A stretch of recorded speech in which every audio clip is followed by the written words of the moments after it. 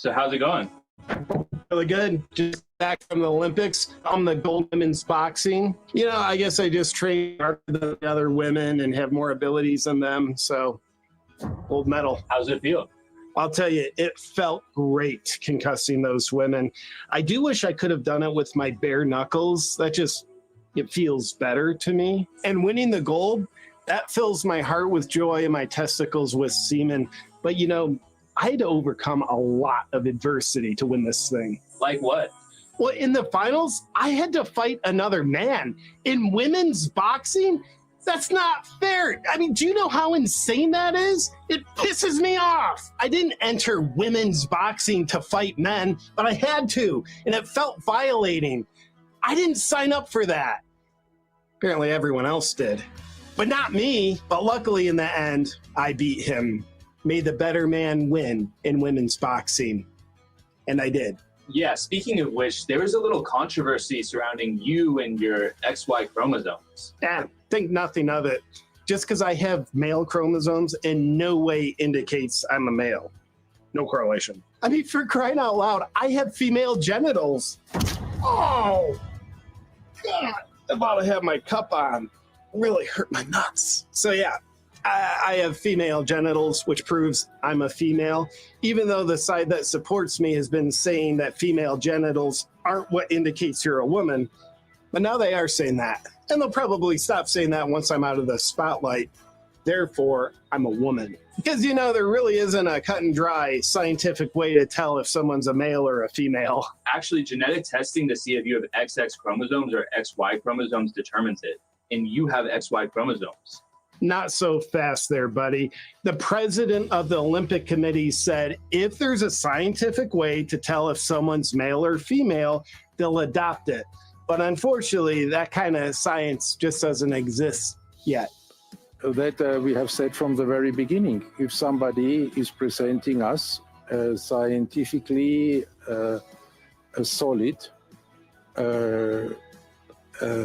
system, how to identify men and women, we are the first ones to do it. We do not like this uncertainty. We do not like it for the overall situation for nobody. So we would be more than pleased to look into it. So you see, there's no way to confidently determine if someone's a woman or not. Therefore, you should be confident that I am a woman. Your genetic condition gives you elevated levels of testosterone. Don't you think that's an unfair advantage? No, I don't think my elevated testosterone gives my competitors an unfair advantage over me, but I appreciate you being concerned about it. And aside from the results of my hormone tests, I think my testosterone levels are probably pretty normal. I mean, do I look like a man to you? Yes, you do. You're a racist. I'm the same race as you. Well, then you're xenophobic. You hate all people from my country. What country are you from again? It's Algeria or Alabama, albino. It starts with an AL, then something, something, something.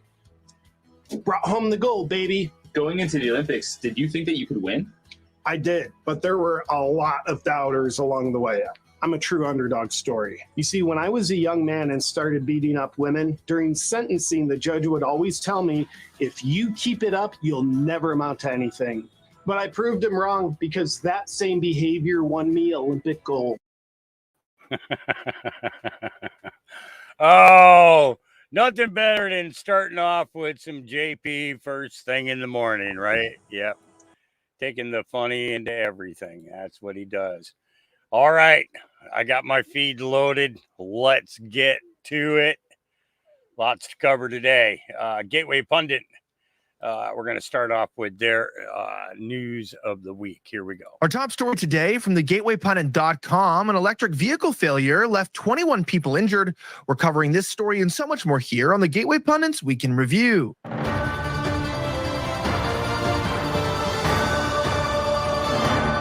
My name is Elijah Schaefer, and this is the Week in Review, where we cover the top 5 stories of the last 24 hours in around 10 minutes.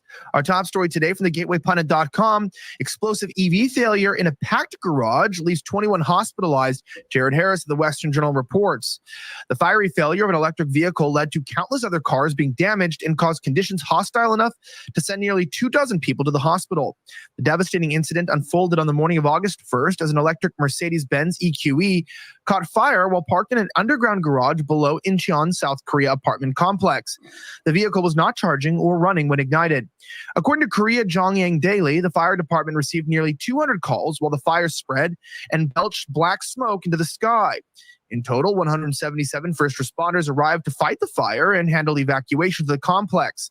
Despite the massive response, it took emergency crews 8 hours to extinguish the blaze completely.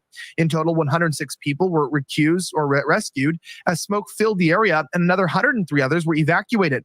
No deaths were reported, but 21 people were sent to the hospital with injuries sustained during the fire. Several children and a firefighter were among those hospitalized. A surveillance video from the garage showed white smoke streaming from the Mercedes. An explosion followed a few seconds later, igniting the blaze. Watch.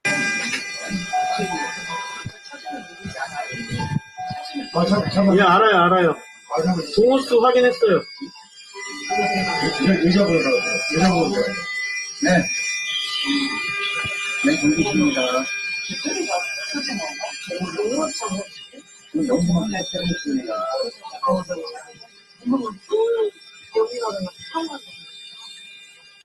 Obviously, this goes to show you that electric vehicle technology still has a long ways to go, especially in battery development. And so before we all switch over to these explosive and dangerous machines, maybe we should continue to drive our motor vehicles.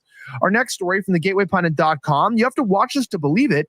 Joe Biden throws Kamala Harris under the bus, says that she is also responsible for current dumpster fire economy as she desperately tries to distance herself from his policies. Christina Lila reports. Joe Biden on Tuesday stopped to chat with reporters on the South Lawn of the White House as he departed en route to New Orleans. Biden is traveling to Louisiana to deliver remarks at a cancer moonshot event. After hiding from the public, Biden shuffled out of the White House, took 4 questions before hobbling over to Marine One. One reporter asked Biden if he would attend a Trump inauguration. He says, "I have good manners, not like him," Biden said. Another reporter asked Biden about his latest threat to Trump and whether calling him a danger to America's security was lowering the temperature of political rhetoric. "That's a statement of fact," Biden replied. Biden responded to criticism from the Team Trump about Kamala Harris being more liberal than Biden. Joe Biden threw Kamala Harris under the bus and said that she's also responsible for the current dumpster fire of the economy. RNC Research published this video, but you have to hear it for yourself. Listen. And he responded to criticism from Team Trump about Kamala Harris being more liberal than Biden. Here's his response. The issues we've worked on together have made great progress economically. It's a good policy. So that's what it's like. Well, they've, of course, been trying to distance themselves from the Biden campaign. But he's saying, look, she's actually responsible for all the economic hardships that you're going through every single day. Think about that. She's responsible for that. Are you ready to accept that? Well, I'd love to hear your thoughts and opinions down below. Our next story, a new low even for CNN. Far-left host Dana Bash lies about Trump and Musk conversation on Hiroshima and Nagasaki, but she got caught. Check this out. CNN host Dana Bash was caught lying about Elon Musk and Donald Trump's discussion on the nuclear attacks in Hiroshima and Nagasaki and nuclear energy during their historic Twitter space on Monday night. The Trump-Musk Twitter's X space shattered all records with over 1 billion combined mentions in the first 12 hours. It was truly historic. So Dana Bash and CNN did what they had to do to tear both men down. Had to, what? Openly lie about their conversation. We have a bit of this clip here. I want you to listen for yourself. Here's what she had to say. Watch. I want to play one exchange that was kind of classic. Well, there were a lot of exchanges that were classic Donald Trump, but this one really stuck out to us. And Nagasaki were bombed, but now they're like full cities again. So Right, it's right, really right. not something that, you know, That's right. so it's not as scary as people think, basically. So that was more Elon Musk than Donald Trump talking about, sort of suggesting that what happened almost 80 years ago, I think 80 years ago next year, the bombing of Hiroshima and Nagasaki, now it's okay. Kind of trying to blow.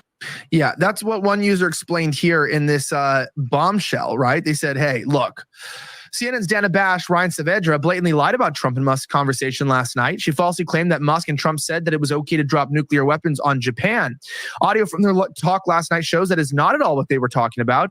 They were talking about using nuclear power to generate electricity and how even there's been accidents, it's eventually safe to move back to those areas, as evidenced by Hiroshima and Nagasaki are both thriving cities now.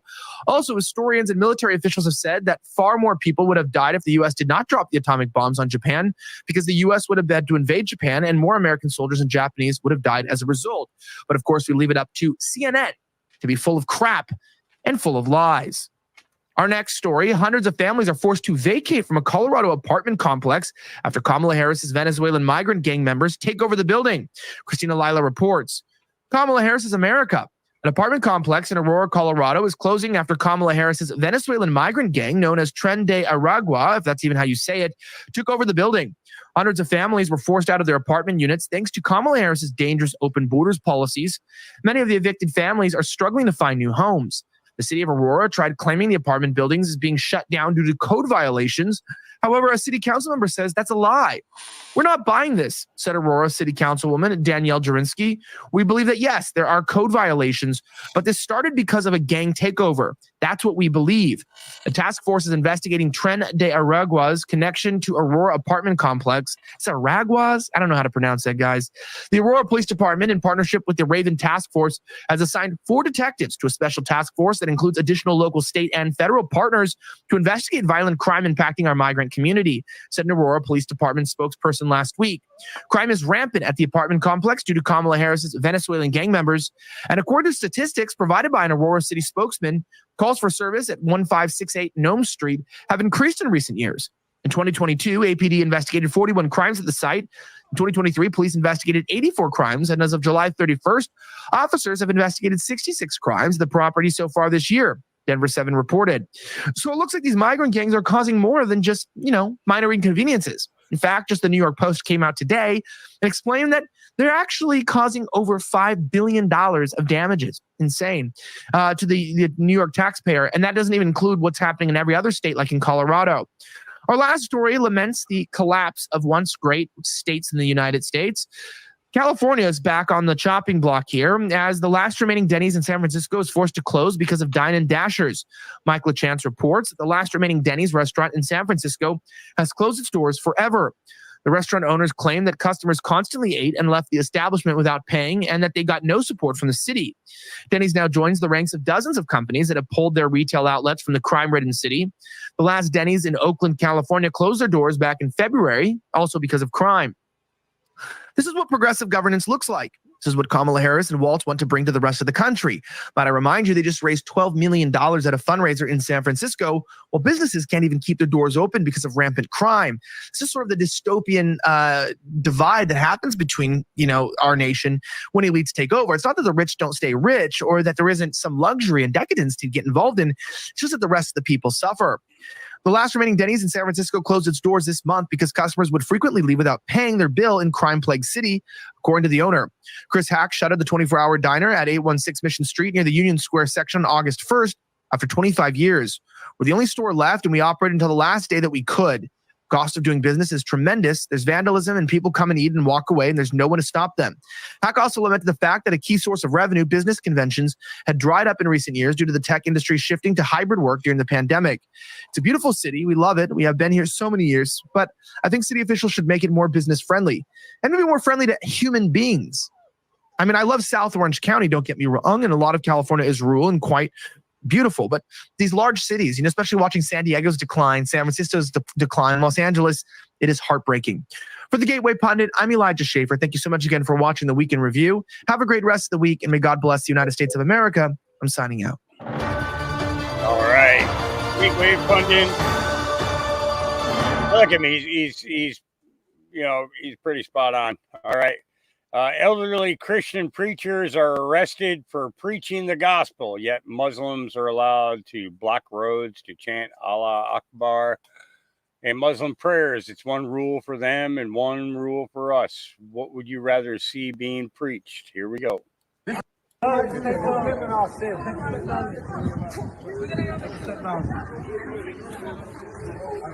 a step down.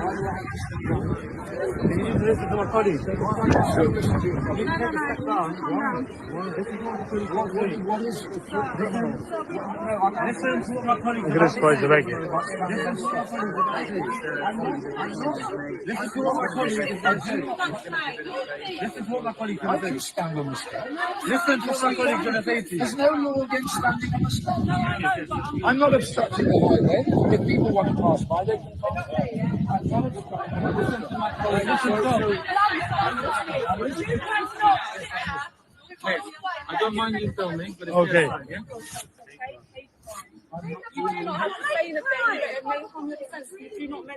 Unbelievable. The reason for this is because we've had multiple leaders say that you should speaking the word of God. Are you listening to a member of the public? Okay. Well, this is what my colleague is saying. You're on the right. You want to come down? You need to come down, otherwise we'll put it on. Are you going to come down or not? You're on the rest. You need to come down. Are you going to step down? Step down, though. You need to step down. You need to step down. Easy, easy. Hey,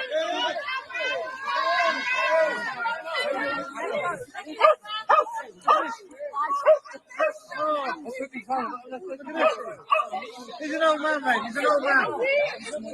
He's an old man.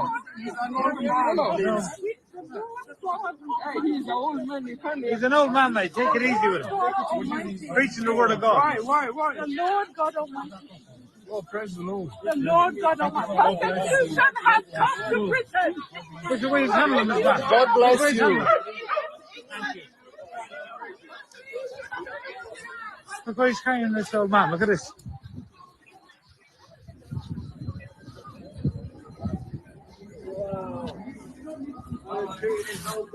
Which way to treat me?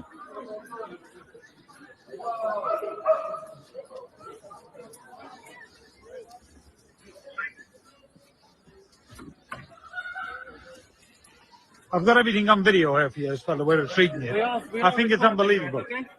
This video is recorded. I hope it is. Yeah.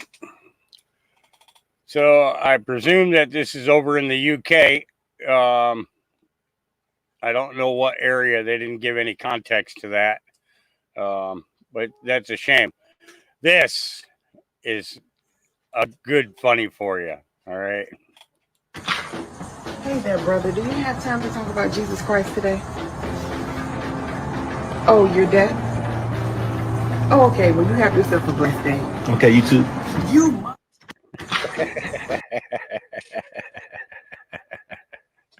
I'm gonna play it again just in case you missed it. Hey there, brother. Do you have time to talk about Jesus Christ today? Oh, you're dead? Oh, okay. Well, you have yourself a blessed day. Okay, you too. You.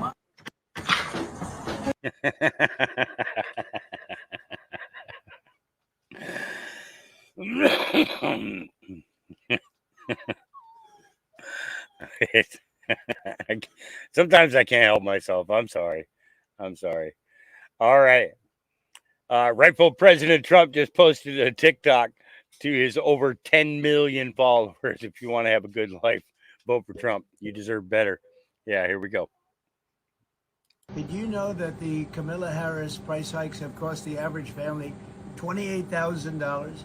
That credit card debt is at an all-time high, and that basically the prices of things have never been like this ever before. There's never been anything like it. If you want to bring the prices down, if you want to have a good life, vote for Trump. Did you? Yep, and he's right. We're going to be showing some more stuff on that. All right, here's Sadiq Khan. Today is, without doubt, one of the darkest days in the history of our almost 200-year-old Met Police Service. And found out that 70% of the Metropolitan Police hadn't arrested anybody in 1 year. So how many people are you currently investigating? How many of your officers are you currently investigating over sexual and domestic abuse claims? It's many hundreds. I don't have the number to top of my head now. Around 1,000?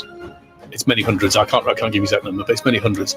So just clarify, many hundreds of police officers are currently under investigation who have been working in the force for years dealing with the public. Only 20% of police time is devoted to crime. They have a problem with recruitment. They were given a target by the government to recruit a certain number of additional officers. They fell 1,000 short of that target and therefore lost the money. They have weak leaders. We have a mayor that is completely lost and undermines the Metropolitan Police. Didn't you have anything to apologise as mayor for having taken your eye off the ball?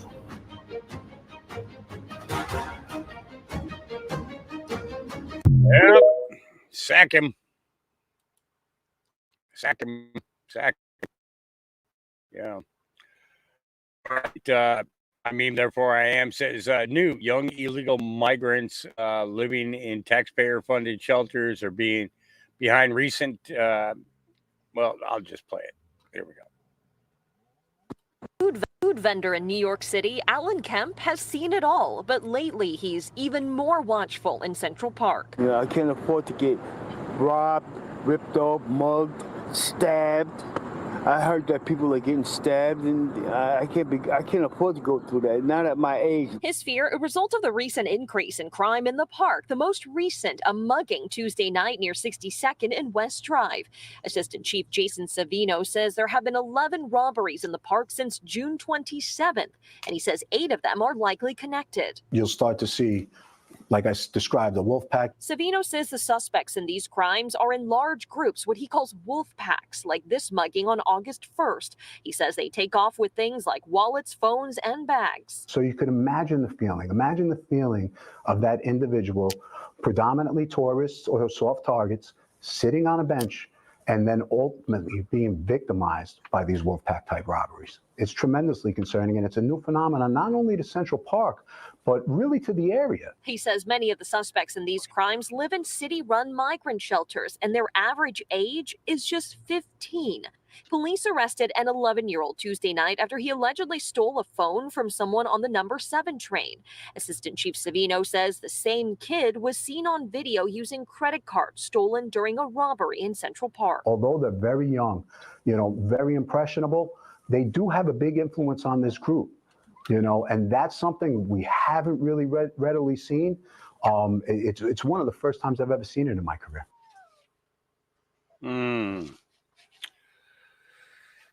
Gangs have always been around. New York's always had them. New Haven's always had them. Bridgeport, Connecticut's had them. Hartford's had them. All the big cities pretty much have them. And,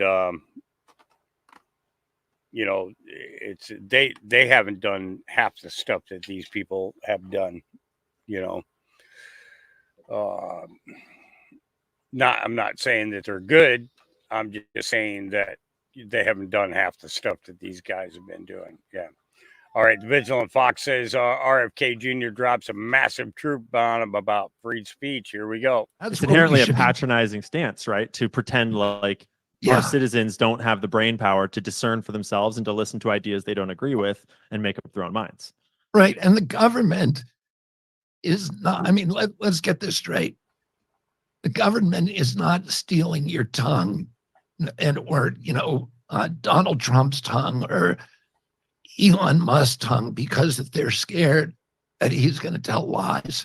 They're stealing his tongue because they don't want him to tell the truth. Yeah, that's what they're scared of. They're terrified of the truth. They're not terrified of lies. The lies we all can say, that's a lie, right? It's the truth they don't want you to hear. And that's why they want to silence us. And that's why they've been scaring the hell out of us about, misinformation. Anytime you hear somebody saying misinformation is scary, you are being subject to a psyop. because misinformation is not scary. It's just something we have to deal with. We've always had to deal with it. There's a lot more out there now, but people know it. People know that the internet can't be believed, that that they have to read it critically. And that is the skill we need to teach people, not to pretend that there's some neutral arbiter out there who is going to protect us from bad information. That neutral arbiter is going to turn evil Darth Vader immediately. The second you give somebody power to regulate what we hear and what we don't hear, they're turning into Darth Vader. Yep. Yeah, very true. Yep. They don't want to hear the truth. All right. MJ Truth Ultra says evangelicals for Kamala, listen closely. Yeah. And I was actually watching quite a few things on that yesterday. When I had a free moment now and then, I was getting a lot of bumps in regards to this particular topic.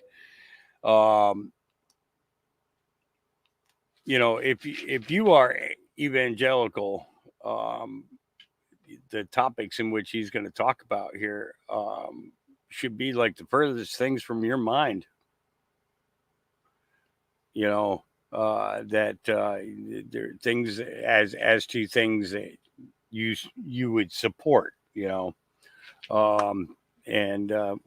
let's give them a listen. Here we go. So I want to be very clear to you, evangelicals voting for Harris or whatever your group is, evangelicals for Harris.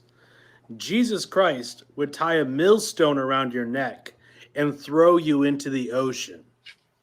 Okay, it's pretty clear that that's what he'd do to you. It's pretty clear that y'all would not go to heaven.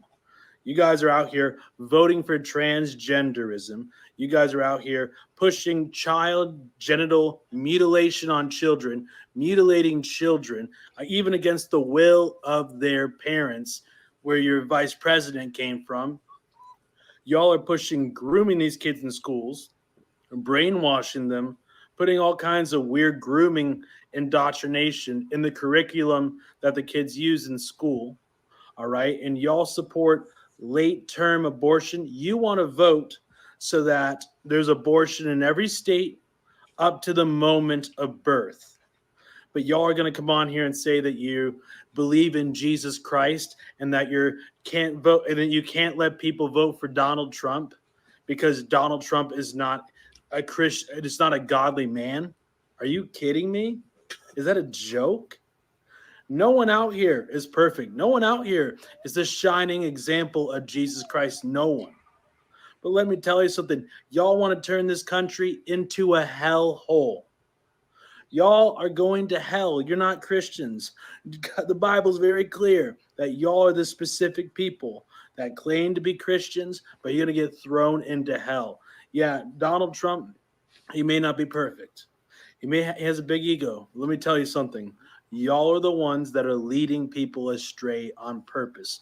Y'all are the ones that are lying about what Jesus wants from people. Y'all are the ones that are lying about the scriptures. Y'all are the ones that are lying about what's right and what's wrong.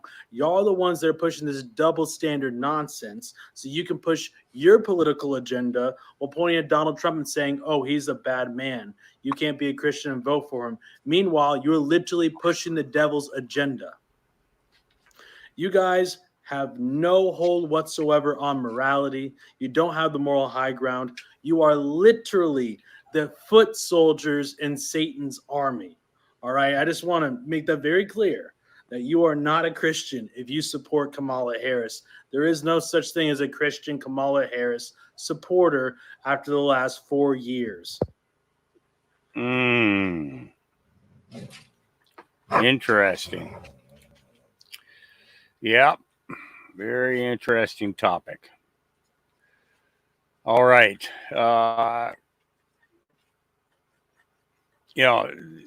This one here. Actually, he wanted to get off the bus in between stops. What do most people do? That's right. pull out 2 handguns, start blasting the driver. It was around 11:15 in the morning when passenger Omari Tobias asked the driver, David Fullard, if he could get off the bus in between stops near the Steel Creek Premium Outlet Mall. When Fullard said no, things got tense.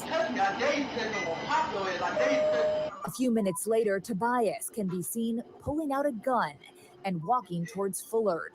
That's when Fullard pulls out his own gun. Both start shooting.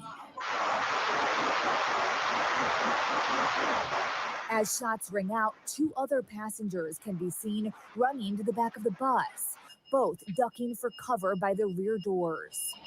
Fullard then stops the bus and gets out of his seat to talk to Tobias.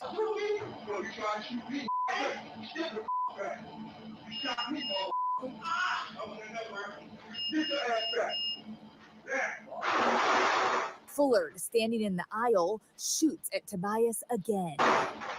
And he doesn't stop there. After Tobias runs off of the bus, Fullard steps off and fires a final shot. In Charlotte, Caroline Hicks, WBTV, on your side. Caroline, thank you. Now, You shot me. Well, all right. Prepare your brains. Everybody pay close attention. You ready? I'm not kidding. Be ready for this one. Here we go. Telling a job interview or a story that don't make sense. Y'all stay tuned. So tell me a little bit about yourself. I just graduated from home last year ago with my degree in walking fish with a minor in water in the snow because I mop air. I'm also a dentist that fixes feet at the vet when I'm wide asleep. So I think this job would be pretty good for my mom since she doesn't have kids. Wait, what are you talking about? As I was saying that my twin uncle was like walking meatless dogs, right? Come to find out the dryer was wet from folding dishes because the kitten dogs was mooing. I don't think this is going to work out. This is not a good fit for our company, and I would not hold your breath waiting for a phone call. So do I start last year? Telling a job interview or a story that don't. Oh my! I'm thinking that maybe he didn't want that job. Maybe I'm not sure, but yeah. Oh wow.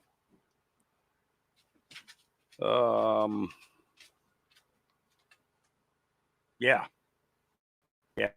All right, here we go. And I am gonna blast through his commercials when they come on.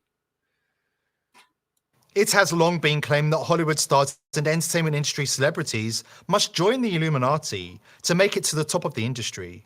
But few people outside of the Illuminati inner circle truly understand what this means. Thanks to backstage staff at Taylor Swift's Eras Tour concert in Warsaw, we now have insight into the sacrifices young entertainers must make to achieve success and fame in the industry. According to insiders with close access to the world's top artist in 2024, Taylor Swift may not be who she claims to be, which could explain why the satanic cabal is propelling her to unprecedented heights. That's right. According to those on the inside, Taylor Swift is a young man pretending to be a woman, furthering the inverse agenda of the Illuminati elite. Before we dive in, join the People's Voice Locals community if you haven't already, and sign up to become a member of the world's first ever cyber nation that truly believes in life, liberty, and the pursuit of your dreams. Visit joson.com and click the Join Us button today. It's completely free. Occult insiders warned that Taylor Swift's record-breaking Eras Tour was set to unleash chaos around the world, as the all-singing and dancing occult spectacle moves from one major world city to the next. But few people expected Taylor Swift to leave such a trail of carnage in her wake. Last week alone, Swift's Era Tour was involved in sparking race riots in the UK and an ISIS plot in Austria. It's no surprise considering Swift is performing 3 different demonic rituals during her concerts to tens of thousands of people without them realizing. According to Shane Lynch, a Christian who spent decades touring the world with chart-topping Irish group Boyzone, Taylor Swift has followed in the footsteps of her peers at the top of the music industry by selling her soul to the devil. So in this video, you can clearly see she's throwing up the devil horns over here, right? Dave, what are you doing? I'm giving a blessing to the audience. I don't think they appreciate it. They were throwing it back. Well, they thought it was a curse. Would you like me to show them how the sign of the curse works? Sign of the curse? Completely different. How does it go? No, not at you people out there in the audience, but this is the difference. Aim it toward Red China, would you?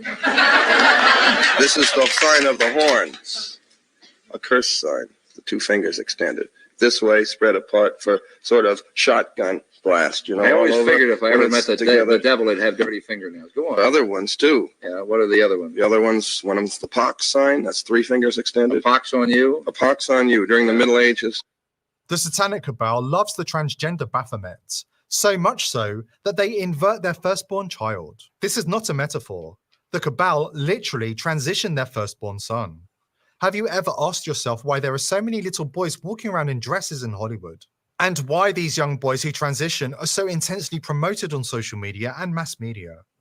Megan Fox, who recently revealed that she takes part in blood rituals, has been dressing her son Noah as a girl since he was 2 years old. Here he is wearing a t-shirt saying "Strong Girls."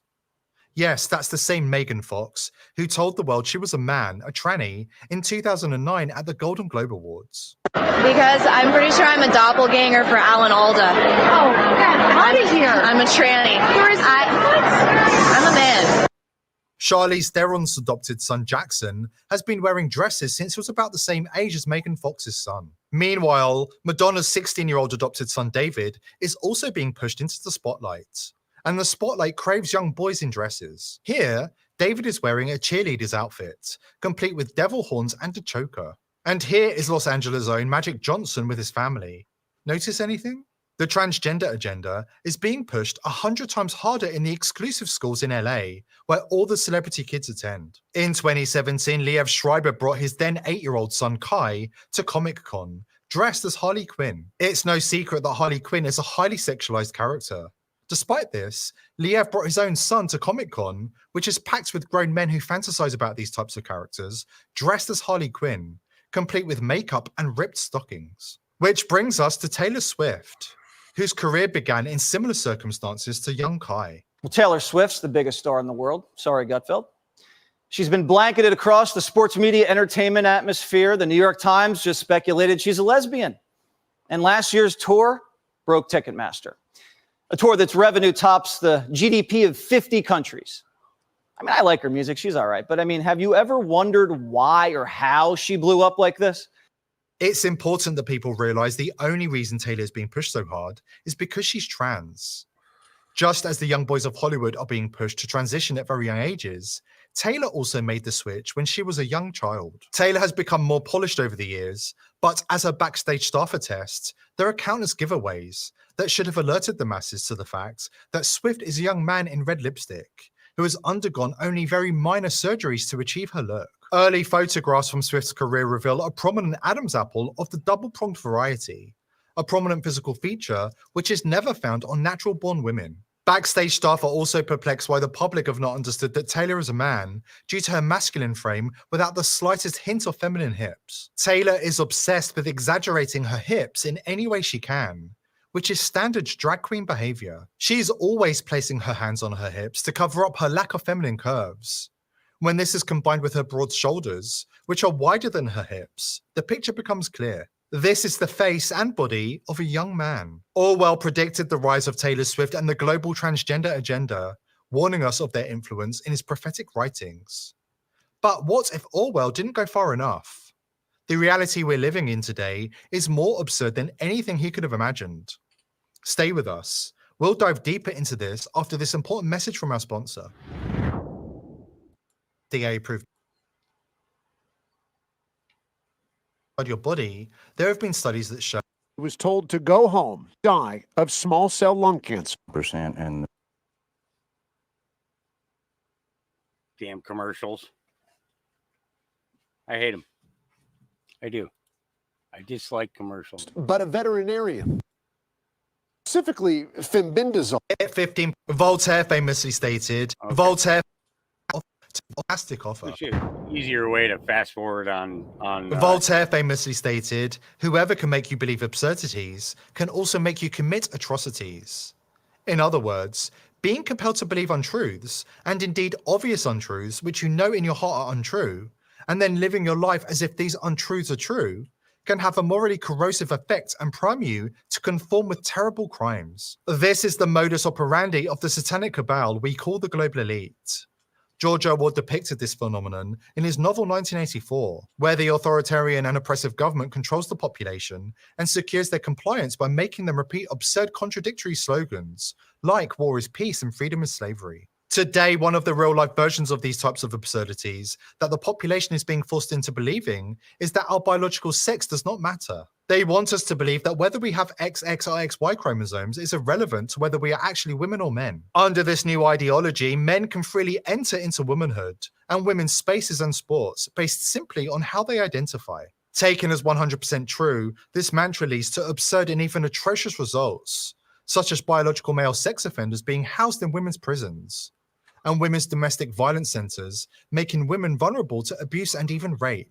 And if women speak up about such atrocities, they'll be labeled bigots and transphobes, and therefore deserving of maltreatment, including beatings and threats of rape and murder. Study of history in sexual personae. I'm always talking about the late phases of culture, and this is I was always drawn to the late or decadent phase of culture. Oscar Wilde is one of the great exponents of that in the late 19th century. He's one of my strongest influences from my earliest years, and I found, in my study, that history is cyclic. And everywhere in the world, you find this pattern, in ancient times, that as a culture begins to decline, you have an efflorescence, of transgender phenomena, That is a symptom of cultural collapse, So rather than people singing the praises of the humanitarian liberalism, that allows all of these transgender possibilities, to appear and to be encouraged, I would be concerned about how Western culture is defining itself to the world. Any vision of the future, the futurists from the science fiction of the late 19th century into the 20th century, usually they have projected that men and women in distant space, will start to conform to each other in gender, and you see that you see it in Star Wars. Gender seems to start to be erased. Men and women are working side by side, almost as units in a machine. There's something mechanical about it that's shaving away of gender differences. Yes, more and more, the masculine is seen as somehow retrograde, as something that Paleolithic. There is a powerful agenda at play working to demonize masculinity and to influence our children to question their identity and undergo irreversible transitions at increasingly young ages, as Tulsi Gabbard explains. According to a research paper that was recently published to the Journal of the American Medical Association Pediatrics, show that there has been a 389% increase in children receiving mastectomies from 2016 through 2019. I want to say that again. Children receiving mastectomies. The UCLA School of Law's Williams Institute published a study that found the number of transgender youth in America has doubled in just the past 5 years. And when you look at these statistics, you got to realize that this is not an accident. This didn't just happen. This is very intentional, and it's the consequence of this radical agenda that is being pushed on our kids. They're rejecting the existence of objective reality by rejecting this most fundamental truth of the differences between a biological male and female. Now, even as there are no long-term studies on the effects of these dangerous treatments on our kids, those in power in government and so-called medical professionals continue to push them. Many of the standard protocols that they are pushing include puberty blockers and hormones, some of which were just recently flagged by the FDA because of their plausible link to serious brain disorder, cognitive problems. Now, that hasn't stopped President Biden from going and telling parents that, quote, affirming your child's identity is one of the most powerful things you can do to keep them safe. To parents of transgender children, affirming your child's identity is one of the most powerful things you can do to keep them safe and healthy. Biden is merely a puppet serving his masters. Just as Kamala Harris, the cabal's chosen successor, is poised to continue. Harris has even acknowledged that she is advancing a specific agenda. with the power that I had, I used it in a way that was about pushing forward the movement, frankly, and the agenda.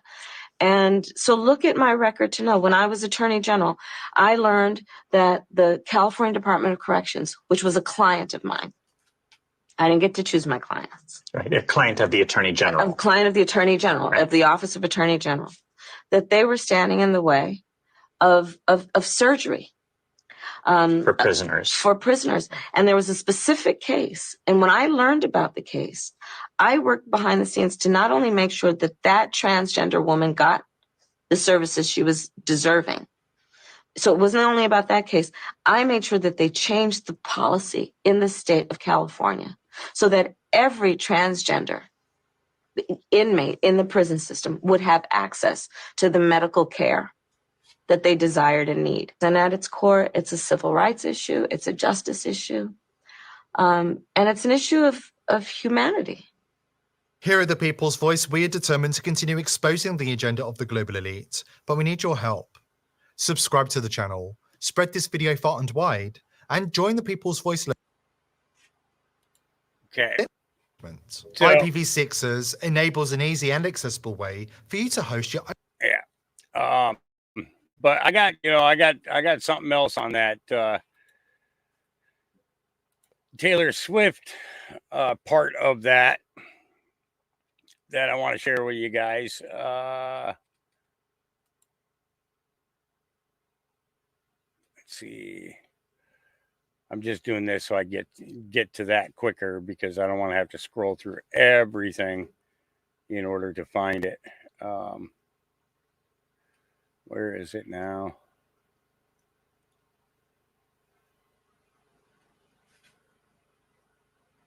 Maybe I should have. No, that's not it. That's not it. Where are you, young man?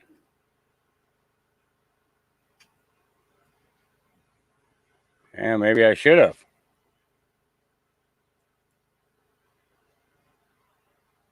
Come on now. I know that I know I definitely clicked it.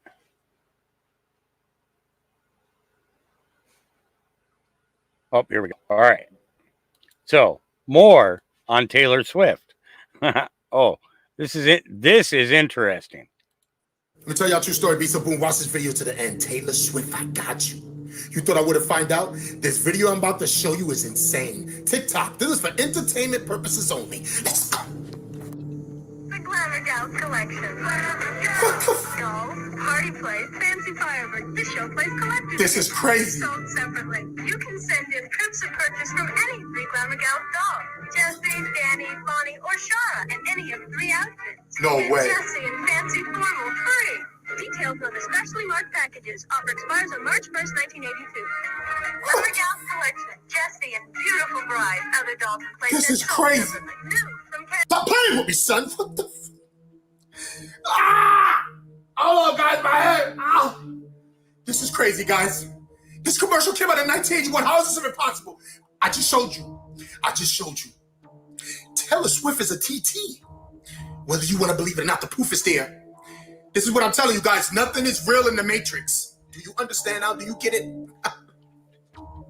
Stop playing with me, son. TikTok. This is for entertainment purposes only. I can't take this anymore.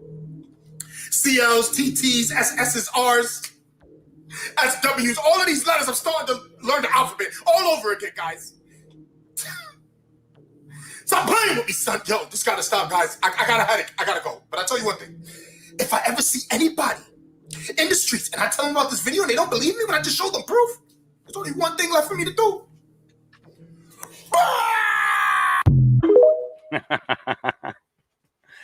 Interesting, huh?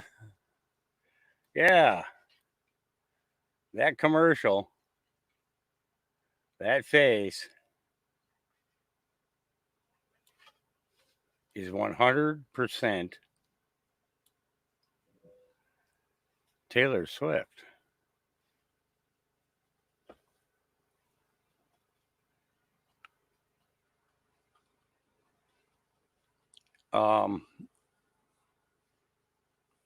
You know, I have an alternative to his thought pattern, which is out there, but probably 100% accurate. But maybe vampires exist.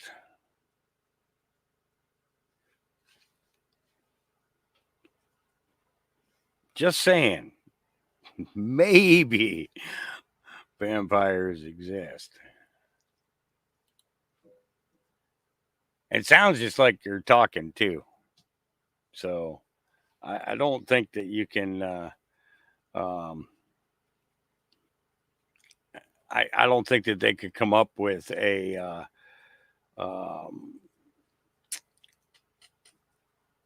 How do you put this? I don't think that they could come up with a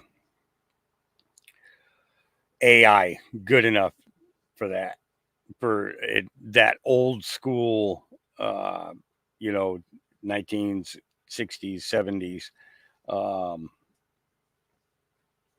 kind of thing going on, So, all right, attempted kidnapping in Texas. Here we go. This morning, as kids across the country head back to school, a warning for parents everywhere. I heard screaming and I thought, and I could hear commotion outside. You see in this door camera video first obtained by ABC affiliate WFAA, the moment apparent kidnappers tried to take a group of 9-year-old boys. Gina Skolnick, the mother of 2 of the boys, telling us her kids were having a play date at her house when 2 vehicles pulled up near them. Her son Zachary sounding the alarm. So we get onto the sidewalk and we try to skip past, and I hear the drivers telling my friends to get into their car. The boys taking off, running and screaming. I was the first one at the door screaming, someone's trying to kidnap us. Moments later, you see someone in a white t-shirt and shorts get out of a white SUV, running after her son Jonathan. Jonathan says the man was calling to him, trying to lure him into the SUV. He said, there's a football player in the back of the car. And then he said, get in the back of the car. And I said, I'm sorry, I look like the strangers, and I ran away. The suspect noticing Skolnick with a cell phone camera in her hand, leaving the scene, but not before she was able to get a picture of the license plate. And just miles away earlier that morning, another near kidnapping caught on camera. In this security video, you see a teenage girl hiding behind a neighbor's car, trying to avoid being taken by a man. That car belongs to Shane Burke, who says the teenager came to his door for help. She said that somebody that she didn't know had been following her, kind of gawking at her, staring at her, making her feel uncomfortable. She was extremely shook up. Experts encouraging parents to talk to their kids about safety as a new school year begins. Children should be very wary of strangers that are in a car approaching them. We know that the vast majority of attempted abductions and successful abductions use a vehicle. We know that the perpetrators are using the same lures, like asking for directions, looking for a lost puppy, or having candy. And so parents need to be talking to their children about identifying these risky situations and knowing how to avoid them. The brothers with a message to other children. Just scream. We were very lucky and we're very grateful. And authorities are still searching for the suspects in both of those cases. Police say there's no reason to think the two are related. And as for us parents, there's some things we need to keep in mind as we send our kids back to school. First, no names on backpacks. You don't want a stranger to be able to call your child's name and confuse them. And be careful how much information you're sharing about your kids on social media. Avoid posting those cute pictures with the boards sharing your child's age, school, and grade. They're cute, but they also give a lot of information. Wow. But in both those videos, those kids did all the right things. So Wow. smart. So smart. And a good reminder for us of why we need to have that conversation with our kids. Talk to your kids about it. All right. Yep. All right. Higgins report, part 3, Trump assassination attempt. Let's see. I think that there is, if I'm not mistaken, there is maybe a video to this. Let me see.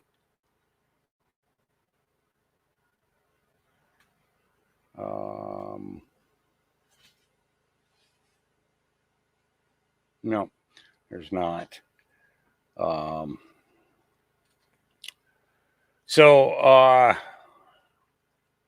basically, because I'm not going to spend time reading this one today. Higgins report part 3, Trump assassination attempt. FBI cleaned up biological evidence from the crime scene in one day, something unheard of. Normally, it would be like, I think, if I'm not mistaken, it's like 5 days or 6 days that they're supposed to. It's either 6, 8. It could be longer. It could be up to 10 days. But not only is Crook's body gone, cremated, poof, no longer exists. It turns out the police cleansed up biological evidence from the crime scene, which is unheard of. The FBI released the crime scene just after 3 days. 3 days that much to everybody's surprise, according to Representative Clay Higgins, cops don't do that ever.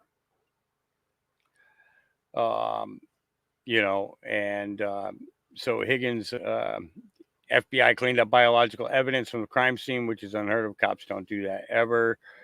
Let's go on to the next one. So let's see here.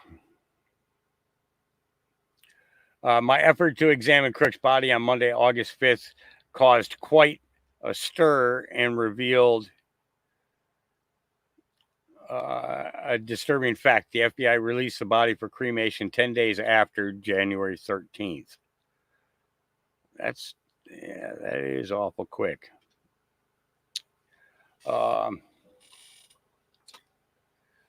On January 23rd, Crooks was gone. Nobody knew this until Monday, August 5th, including the county coroner, law enforcement, sheriff, etc. Yes, Butler County coroner technically had legal authority over the body, but I spoke with the coroner and he would have never released Crook's body to the family for cremation or burial without specific permission from the FBI. So, this is,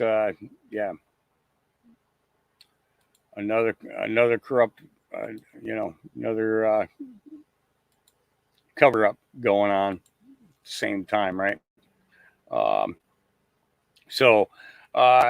Kamala HQ lies the lie. Kamala HQ says Trump told his rally crowd that teachers and military service members don't have real jobs. The truth. This is a completely false statement that was made up by the Harris campaign, who deceptively left out Trump's full comment. Here is what Trump said, and here we go. Neither she nor her running mate is the beauty, isn't he?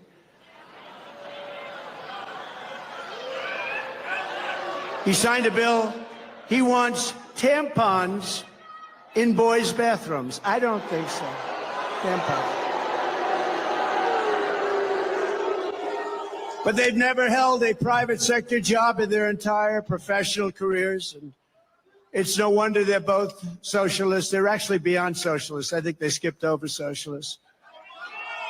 That's why I think when people find out, because you don't know who these people are, I think when people find out who they are, I personally don't think they can do well in the election. They've destroyed this country. Neither she nor her running mate is the beauty, isn't he? He's another beauty. Notice how he said that. He's another beauty, isn't he? Yeah. All right. Migrant shelters still everywhere. So, 2 security guards arrested for allegedly assaulting a high rank in New York.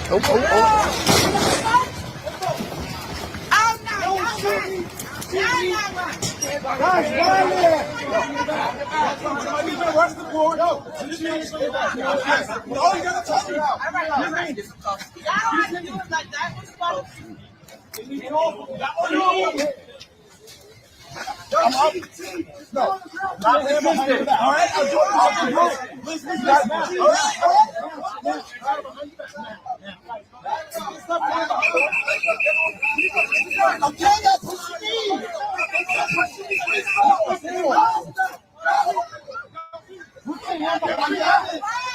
Yeah, we don't need to see any more of that. It just, we know what's up there. 400-pound woman arrested after skipping out at an Applebee's tab. Yes, sir. So sorry. Come on. Let's go. Come on. Let's go. 14. Listen, this can go really easy or it can go bad for you. You decide how you want to do it. Yeah. Ma'am, let's go. All you got to do is pay whatever you ate, and that's it. Ma'am, I don't want to have to drag you out of here. Come on.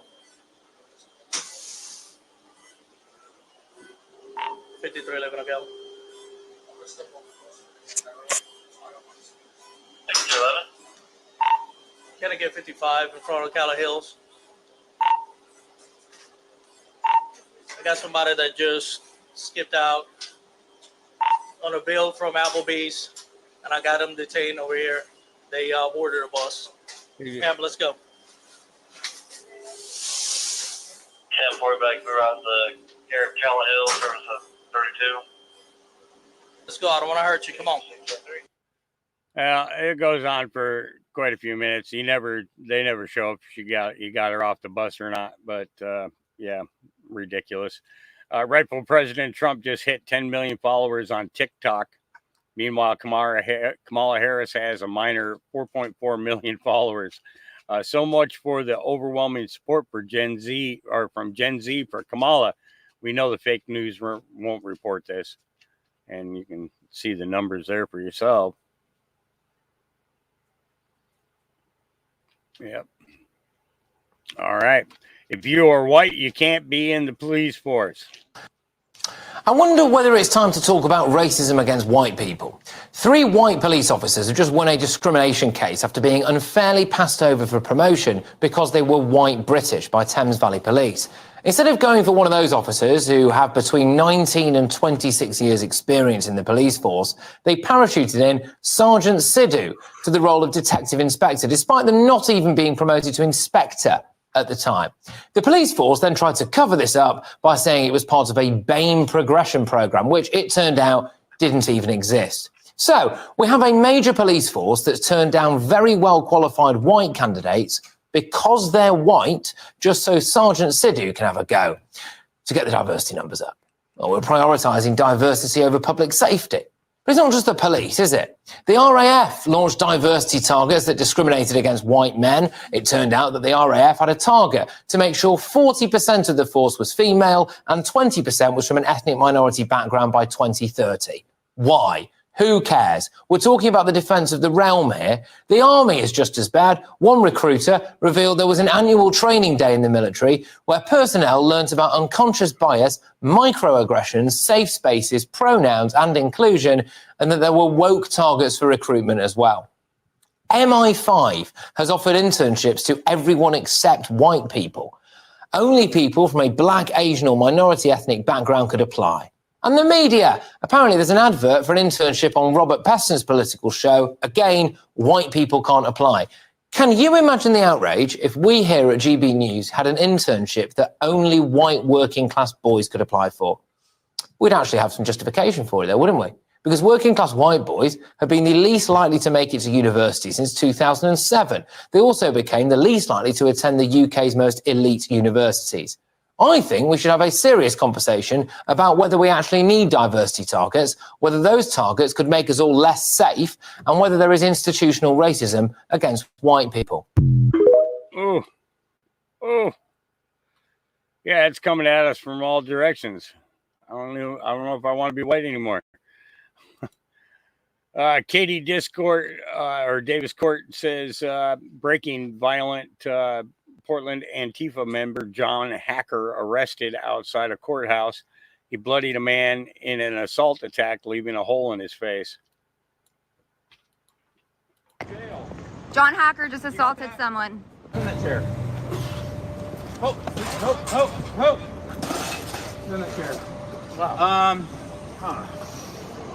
Well, that was nice, John.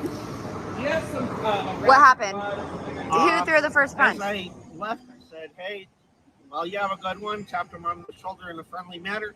He came around, threw a drink, and then fucking punched me.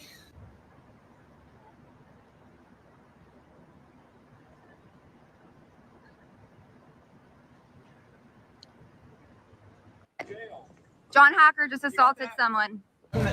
Yeah. So that's John Hacker here. You can see him standing over the dude here. That's him. This is John Hacker right here. You're going to see John Hacker again here in a few minutes because you're going to see another incident with him. All right. Social media influencer in London finds it funny he's on a train without paying for the privilege. He knows there won't be any cops to remove him. He's black. It's all a joke. So, those of you in the UK. You need to get off the train. You haven't got a ticket. That's not my stop though, mate. Yeah, no, but that doesn't matter. You don't have a ticket. All these other people have tickets. So, you can take me all you want. I'm doing my job. My name's commercial guard. This man's getting off the train. I'm not moving it until he's gone. I bet you do move it. Hey? I bet you do move it. Really? I lost my wallet, so I got to go. You're lying now. Lying? You didn't ask me. You didn't ask me, did you? I asked you if you had a ticket. You didn't ask me You told me anything. you didn't buy a ticket. Okay. So you need to leave the I train. didn't tell you why though. No? You need to leave the train. I'm not leaving the train. I'm not leaving the train. You're delaying all these people's journey. I'm not delaying no Yes, one. you are. You are. You need to buy the ticket, You are. sir. Get off the train. Buy a ticket or get off the train. You're going to make me go to the train? No, sir. Go then. So that's not going to make me. You're not going to make me. I lost my wallet. I need to go to where I need to go to. You could have let the train go by now. But he's emotional. Look, there's no sympathy. He said I'm lying. That's not going to be. Trust me, it is a prank. It makes my life feel better. It's entertainment. You're going to forget it now, yeah? Ladies and gentlemen, apologies for the delay in the service. Yeah, it should be. It should be. Refusing to buy tickets in ticket travel for nothing. So, thanks for this. I don't think I am. I know I am. That's what I'm doing right now. Think like him. Thank you. That made me feel so special. You feel so special. Yeah. Well, just, yeah. Not even worth talking about. It's really not. Here we go. Why I'm voting for Donald Trump November 2024. Okay, first off, I'm tired of the Democratic Party. Like, literally, I had enough. We've been sending money to Ukraine, like, nonstop, over and over and over. Like, imagine if that money was sent to us, to the American economy. Business would be booming right now. The Democratic Party might as well be called the Demolition Party because everything they do go against our Constitution, and they are driving this country into the dirt. They want to take our guns. They gave the people in Hawaii nothing, but they gave billions to Israel. They're illegals all over the country. They failed to secure the border. The price of gas, food, and rent keeps going up, and retail stores all across the country are shutting down. Nothing is working right. Our infrastructure is being attacked, and our wireless networks are being hacked. And after all of this time, 4 years later, y'all think it's a real good time to have an emotional, weak-minded female president, yet another Democratic president at this time in the White House. If you do, you are out your mind, and that's why I'm voting for Donald Trump in 2024. And I'm 100% sure there are millions of people that agree with everything I just said. Yeah, exactly. Why I'm voting for Donald. Yep. This lady. I think I played her yesterday, but I'm gonna play it again. I need this message to go out to our vice president who's running for president. I have heard all over social media about, excuse me if I say anything wrong, immigrants getting loans, money. It was hard for me to believe. It was just extremely hard for me to believe. I've been in business such a long time. Back in 2019, I purchased my first food truck. It cost me over $25,000. I paid it cash money. I worked hard to pay for this truck. I'm now selling it because I'm doing other things, but I'm selling it. I had a guy come to look at purchasing my vehicle or my food truck. And he explained to me he's an illegal immigrant. He has no credit. He has no money in the bank. But he showed me his paperwork that he will receive funds to purchase my food truck. I'm thankful that he's buying it, but I'm hurt that I worked so hard to pay cash for my food truck. I have good credit, can't even get a business loan because of the color of my skin. I have veterans in my family. I'm a veteran. I've been self-employed for so long. But somebody, please tell me, how do I work so hard to have somebody who comes to this country, not long, no credit, and he shows me paperwork where they'll be funding him money to buy my food truck. And when I talked to the bank, they told me usually they have to go straight to a dealership because I'm a private sale. But for special circumstances, they're going to, they allow it. But I need my president to tell me why I worked so hard all these years, all these decades. Couldn't get a business loan, but I bust my ass to get the money to create my business. And we got immigrants coming here. And they're getting money. Money! We're doing nothing but just being here. It's not right, and I want answers. And she deserves answers. She does. All right, how about some casting calls? One of my followers received a casting call for the Democratic Party. So apparently, Kamala Harris has been using literal casting calls to recruit supporters, or at least to recruit perceived supporters. People have been receiving emails like this from a company called Casting Networks, claiming that they're looking for real people for a Democratic event. But it doesn't really help that this website's tagline literally states, "Are you a performer looking for your next role?" People were opening this email to find that the name of this casting project was called People from the South of USA. Unfortunately, it says that submissions were due yesterday. Dang it! It says that you can be from the ages of 14 to 90, any gender, any ethnic appearance, and they'll even pay for your meals and your transportation. It says people from the South, regional accents encouraged. What does that mean? But here's the kicker. You are being cast as a real person who supports the Democratic Party. No acting. Right. Because if I want genuine people to support my political party genuinely, I'm going to use the same exact company that's casting for Happy Gilmore too. It says we will pay for your flight and expenses. Wait, don't get too excited because again, submissions were due yesterday. Dang it! I don't know. Maybe it's like when people cast for a reality show. They're trying to test to see if this wannabe participant actually matches the vibe of their show while still maintaining some form of authenticity. But I don't even think that perspective would help much because now we can just make the claim that she's treating these supposed supporters and every other unfortunately naive soul as if they're in or watching some big, dramatic, goofy reality TV show. You're fired.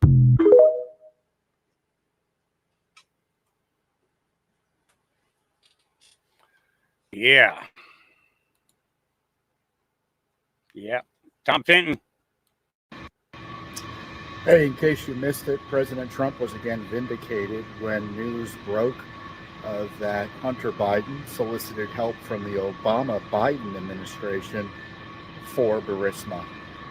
The State Department, the corrupt State Department, finally released the documents this week to the New York Times. They've been asking for them for years. Further vindication that Trump was right to pursue Burisma corruption as it related to the Bidens, and how the coup against him, the impeachment against him, was so corrupt and dishonest, obviously designed to protect Biden from accountability. And of course, this city is so corrupt. Obviously, Obama knew about this corruption as well, and they all need to be held fully accountable. It's not too late. Yep. All right. The radical Green New Deal pushed by Joe Biden and Kamala Harris and the Democratic Party would destroy what's left of our economy. Americans have been enslaved in $34.8 trillion in debt. And one of the reasons is because of the reckless spending of the Biden administration, all due to climate cultist beliefs that they have got to regulate and spend hard-earned tax dollars in order to control the climate. The Biden administration's cumulative new regulatory costs imposed surpass all of his predecessors. According to analysis of the administration's own published cost estimates, as of May 17, 2024, the administration had already imposed $1.6 trillion in new regulatory costs. That $1.6 trillion is almost the entire budget for 1 year for the federal government. These costs are several times higher than the costs imposed during the entire 8 years of the Obama administration, and they are over 1.7 trillion greater than those imposed during the Trump administration. As of May 2024, the EPA had on its own imposed 1.3 trillion of the Biden administration's total new regulatory cost, over 80%. An estimated 870 billion of these costs are attributable to the EPA's light and medium duty EV rule. But even the remaining 400 plus billion in new costs are substantially equivalent to all new regulatory costs imposed through the Obama administration. What are you looking at me like that for? What are you looking at me? It's an empty box. There's no muffins in it. It's empty. Look, it's empty.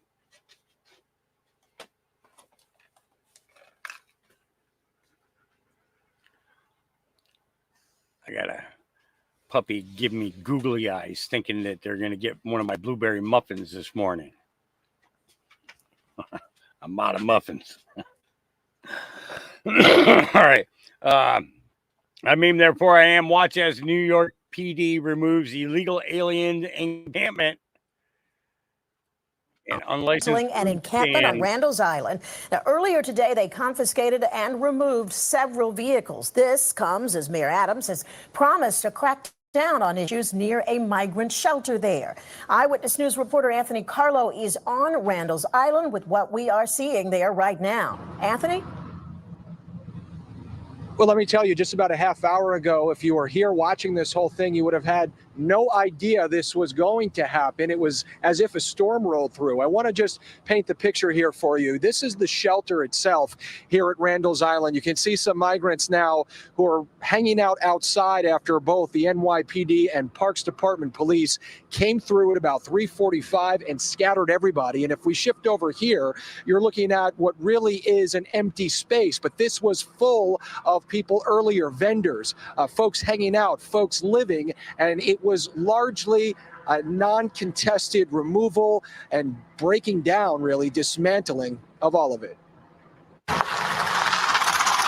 The sun was barely up before the NYPD tow trucks were out. Wheels were strapped up, allowing only enough time to remove belongings. Police hauling the vehicles away as part of a raid near the Randall's Island migrant shelter. You'll see unregistered cars, mopeds, stolen mopeds. Chief of Patrol John Schell on Eyewitness News mornings at 10, saying the NYPD often makes these discoveries at Randall's Island, but asserting that his cops remain focused on enforcing the law, not singling anyone out. We don't care about your status. We're here to fight crime, whoever you may be, wherever you hang out, wherever you live. Right now, some migrants appear to be living right outside the shelter doors on Randall's Island. you'll find a makeshift barber shop, food stands, and police posted close to this big encampment. The Adams administration has said it will not tolerate encampments outside the shelter, just as it wouldn't on city streets. And we do want to show you some video now that actually gives you an idea of the dismantling of that large encampment we just showed you that happened at about 3:45. That encampment was here all throughout the day, and then the police department, the parks department, they rolled on through at about 3:45. They packaged some stuff up. They told people to scatter. All of the migrants and the folks that were hanging out outside of the Randall's Island migrant shelter basically had no other choice but to leave and move along, and they did. There are still some folks hanging outside here now. Again, I had a photographer out here. He witnessed a lot of it. He said that largely it was peaceful. It was non-contested. Again, not a lot of what they really could do in response to the police. If we could bring it back to a live picture, if we have not already done already. But again, you can see a much different scene now, a much different scene from that story we just showed you of what the encampment looked like throughout the day. And of course, mostly cleared out, some NYPD brass still on scene after their patrolmen and the Parks Department cleared it all out about 15, 20 minutes ago. Yeah, big mess, big mess. All right. How appropriate that Kamala is stealing Trump's entire campaign strategy. And even CNN has to admit it. With something breaking tonight, there is dissension among Kamala's ranks. Listen to this: Biden staffers rebelling against the nominee. And all of this as the media insist that Kamala is, quote, matched for the moment. Time magazine is out with a new hot take, admitting that Kamala's time as VP was underwhelming, but perhaps because she was just never meant to be an understudy. Quote, judging from the past few weeks, Harris's own party underestimated her. Maybe the crowded 2020 primary just wasn't the right race for Harris to showcase her talents. Maybe the vice presidency wasn't the right role. Suddenly, she seems matched to the moment. But you cannot win a presidential campaign if you do not have a strategy. But Kamala's finally got one: immolate Trump. Here's how Kamala has been rolling into her recent tarmac rallies. Look at this. That looks a lot like the dozens and dozens of Trump tarmac rallies that the former president did in 2020. It's getting so bad that even CNN is noticing with this headline: Harris leans on the trappings of her office and Trump's own playbook in a quest to win the White House. But it's not just optics. Kamala isn't just stealing Trump's choreography. She's stealing his ideas too. After 4 years of letting in millions of illegals, Kamala's new ad would have you believe that she is the second coming of Donald Trump. She took on drug cartels and jailed gang members for smuggling weapons and drugs across the border. As vice president, she backed the toughest border control bill in decades. And as president, she will hire thousands more border agents and crack down on fentanyl and human trafficking. Fixing the border is tough. So is Kamala Harris. Why didn't she do it? She's had 3.5 years. But that's not all. The vice president debuted a new policy proposal Saturday night: no taxes on tips. It is my promise to everyone here, when I am president, we will continue our fight for working families of America.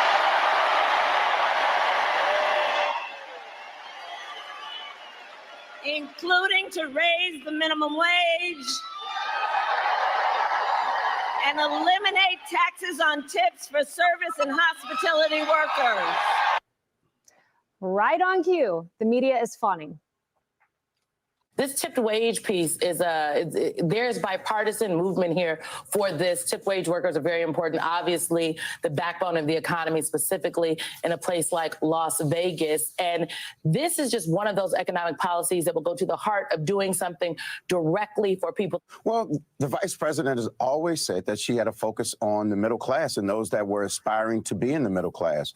And so eliminating taxes on tips will help people that go to work every day and bust their butts to keep food on the table, clothes on their back, and a roof over their head. Now, this is a great idea. I wonder where she got it from.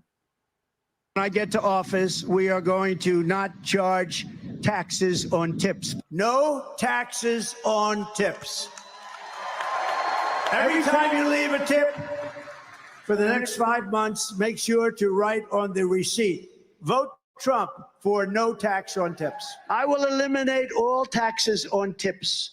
A very simple statement. No taxes on tips. No tax on tips. Remember, that's a big deal. That includes no tax on tips. Now, even John Carl of ABC could not ignore the similarities. I want to ask you about something that just came in last night. We saw a big speech in Nevada by Kamala Harris, and she came out for no tax on tips. Where have I heard that before? Now, Democrats know that's a winning policy, so much so that the White House now says President Biden even supports it. This is something that the president supports.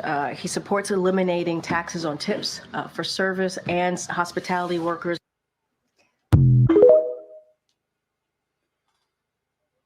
All right.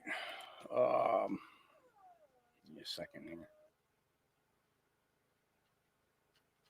Thanks, Ben. Thanks, Buff. Thank you, Dinah. All right. Yeah, no tax on tips. Yeah. I can't play that one because of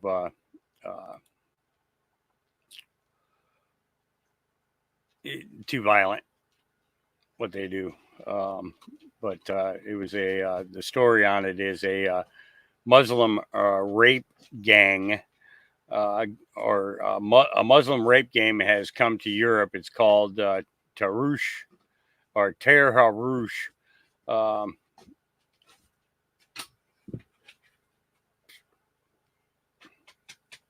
Men surround female victims. The inner circle attacks while the outer circle distracts onlookers. You must stay away from these people. Yeah, crazy. So remember before I was telling you that that guy who punched the guy outside the courthouse. Well, Ben West, Clackamas County Commissioner. I'm going to give you an update. The jury has deliberated and they came to a verdict. Alyssa Azar was found guilty on a felony count for riots, a personally felony account.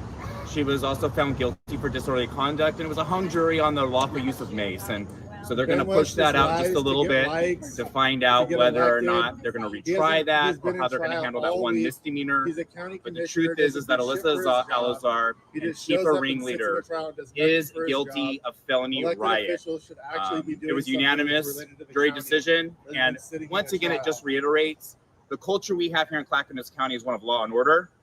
It's one where we do not accept and we will not tolerate violent political extremism. We respect people's right to the First Amendment. We respect the right for people to disagree, but you don't get to fight, riot, or do anything illegal to try to intimidate or instill fear or chaos.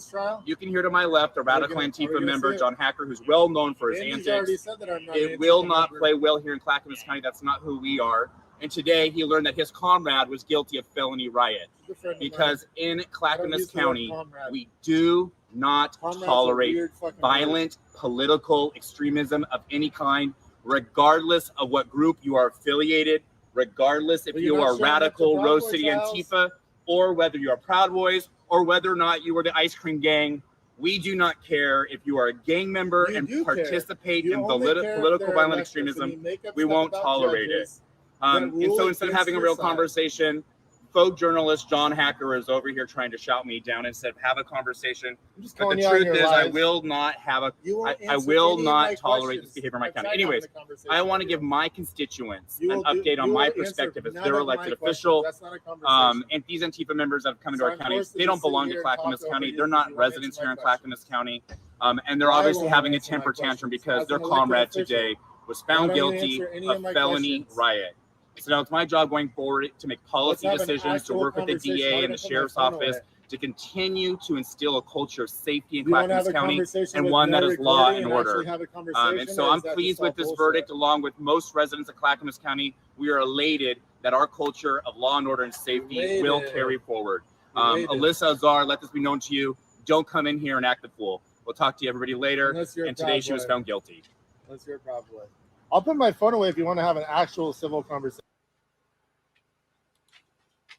Yeah. Guys like that aren't even worth the time of day anymore. All right. Speak, Kamala, speak. Obama is keeping a shorter leash on Kamala than he did on Biden, says Chanel Rion. At this rate, first time we see Kekala off prompter is debating Trump.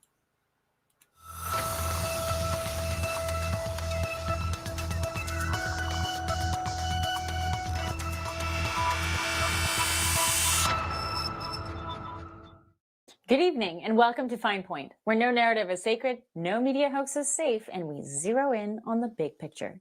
I'm your host, Chanel Rion. The 2024 race is a race the media is desperate to reclaim and reshape. But they have egg on their face, and the American people rightfully have some major trust issues. I think it's safe to say most of the voters who matter have made up their minds. It's just a matter of who will turn up and show up in November. And woe be it to you if you are one of those curious voters who wants to find out what is going on in the world. The intellectually curious find themselves having to march into the tangle of information, like Hernan Cortez, slashing and slogging through the jungle of information and misinformation, slant and slights. It's just a mess out there. Tune into mainstream media and you will notice that sudden burst of energy behind Harris is still going strong. Harris, who just last month, before inheriting the mantle of Democratic nominee for president, was considered the most unpopular vice president in recent polling. The cackling Kamala is on a rosy months-long honeymoon, energetic crowds, money flowing in. That's what we're seeing today.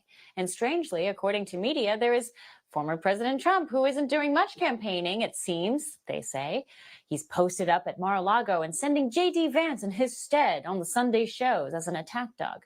No signature rallies, they say. No domination of the news coverage as of late. And despite being almost assassinated this month, that's very odd. So what's going on? I promised to deliver the bigger picture by reading into the details on this program. And if any story needs a little reading into, it's this one. What's going on when the left is saying Trump's in hiding and the right says he's way ahead, don't worry about it? And Trump isn't front and center in signature fashion right now. Well, I have some takes. Let's break it down. Let's start with the money. For the second quarter, the Trump campaign raised $331 million, a number that is going to keep him in pretty good shape. Trump not only rakes in high dollar donors, but also has a significantly high amount of smaller dollar donors, working class Americans giving what they can because they believe in this man. That's not something that the left can brag about too easily these days. And just this weekend, as Kamala was holding rallies, President Trump was huddled with a smaller gathering of donors, approximately about 100, an event that charged $500,000 per couple. Big price tag. You would expect the inverse of the scenario to be true, but President Trump is opting for a more intimate approach to the campaign these past few days. If you tune in to the mainstream media, they are going to tell you that President Trump has lost speed on his fastball, that he's Elvis in his 70s Vegas era. You will start to hear some of the same attacks on Trump that were actually true of Biden, painting Trump as old, not all there. Absolute gaslighting. Trump is sharp. And the contrast between him and Biden proved that it wasn't about the age, but it was about the brain's health. And Trump's health was clearly not a question.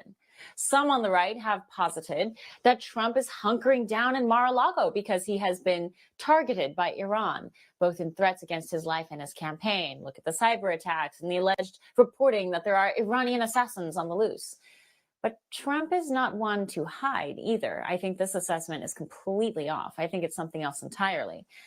I think the Trump campaign made a calculating decision, and we're seeing it play out every day, to let Kamala be Kamala. Let her talk. Let all the attention go to her. Let the media fawn fest begin. Megyn Kelly had put it very well recently. Listen. The reinvention of this woman as truly a Jesus-like figure is kind of stomach turning. Here's just a sampling of what we've been seeing. One little heartbeat of hope Kamala Harris raising her hand and saying, I'll take care of this. That is the type of grassroots mobilization and engagement that does remind me of Barack Obama. Recognize what Vice President Kamala Harris has been able to accomplish in less than 1 week. Just walking through the streets, every other conversation on the street was, who should be her running mate? I got chills when she said, Donald Trump, I know your type. I was blown away. I was like, I kind of fell in love with her. Wow. And I just thought it was a great, great opening act. Ben. I can't. Twinkle. I can't. To all of this, of course, there's the bumbling and butthurt Republicans who aren't on board with Trump, who are still sore that they weren't invited to Trump's White House last time. They're hiding their glee as they pronounce how it's all over for Trump now because cackling Kamala is the shiny new object. Trump is blowing it. He is actually giving away this election, and we will look back on today, and I will post this and say, you've been warned. What do your Republican friends say when you say this? They tell me yell louder. They tell me this, I can't stand up because I'll fall over. They tell me to stand up, scream on shows like this, wake the hell up to the president, former president, because this could be a sweep in November if he doesn't. Now, it's debatable that Frank actually has Republican friends, but that's another conversation. Frank may be right so long as he's sleeping in the next room from former Speaker Kevin McCarthy. But McCarthy has been on the outs for a while and clearly has his own Never Trump agenda. So take all of that with a grain of salt. I have a different read. President Trump, the master of the deal, is taking a page from The Art of War. If your enemy is destroying themselves, don't interrupt them. Harris and Walz are painting themselves as the rightful heirs to Obama's throne, attempting to dress in Obama's charisma with a message of false hope. Or in this cycle, as the media likes to point out, joy. All as our borders overrun and working families can't afford groceries. Whether this is a preordained Trump strategy or not, it's brilliant. By Trump not taking to the stage as often as he normally would, he's continuing to put the pressure on Kamala to perform. Here's the problem. This tactic only works if she is exposed without a script. And so far, from what I've seen, Obama has kept an even tighter leash on Kamala than he has even ever held over Biden.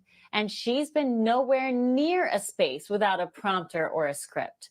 She does not go off the cuff.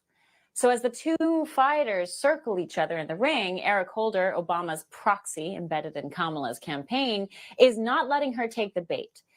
But will the nice little puppet be so agreeable until November? It might be uncharacteristic of Trump to let Harris have the spotlight, but from where I sit, I assure you it's not. He's letting Kamala go before the American people, showing how hollow she is as a candidate. He is letting her parade before the media and letting the American people bask in the fact that this is the same woman who would not sit down with any members of the press for any real questions. But Trump knows that come to debate time, she will get her infinity gauntlet snatched. He is letting her build herself up, letting the fake news salivate and make fools of themselves. And before he knocks her candidacy down like a decaying building to make room for the latest Trump build, a second Trump term. I, Donald John Trump, do solemnly swear. I, Donald John Trump, do solemnly swear that I will faithfully execute that I will faithfully execute the office of President of the United States. The office of President of the United States. And that's my opening. For all our viewers asking where One America News is heading in the future, we would like to introduce you to OAN Live. OAN Live is the best way to stay up to date on all of the hard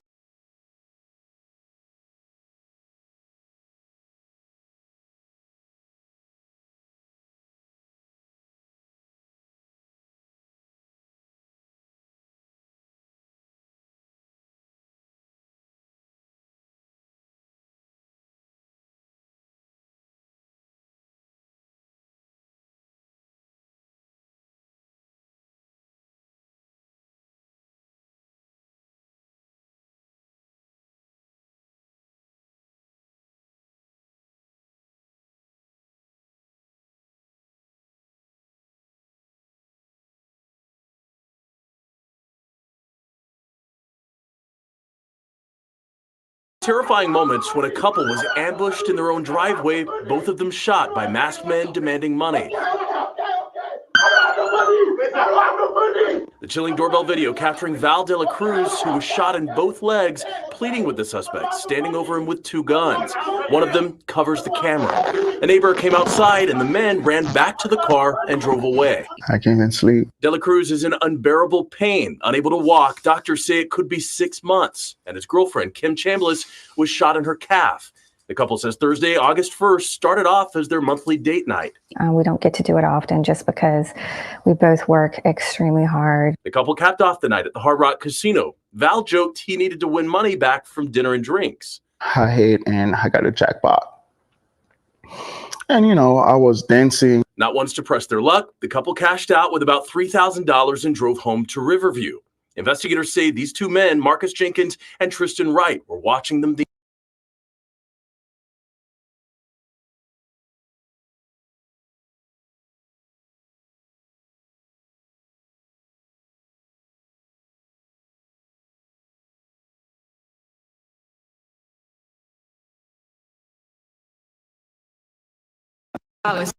I'm 20 years old. Why is a one-bedroom apartment $600, $1,600? Like, oh my God, for 500 square foot. One at a time, I said. Yep. Rent prices is outrageous. And then these jobs, they're bare minimum jobs. Like, I'm supposed to be in customer service. Before I was a server, I was working at like fast food restaurants, and nothing against them, love it, but we need them jobs. But why are you yelling at me over a burger? So it's one of those type of things. It's like the work life, trying to balance out school, trying to balance out finding housing. It's just overhyped. Like, I really waited my whole life to grow up and do this. I'm 20 years old. Why is a one-bedroom apartment $600?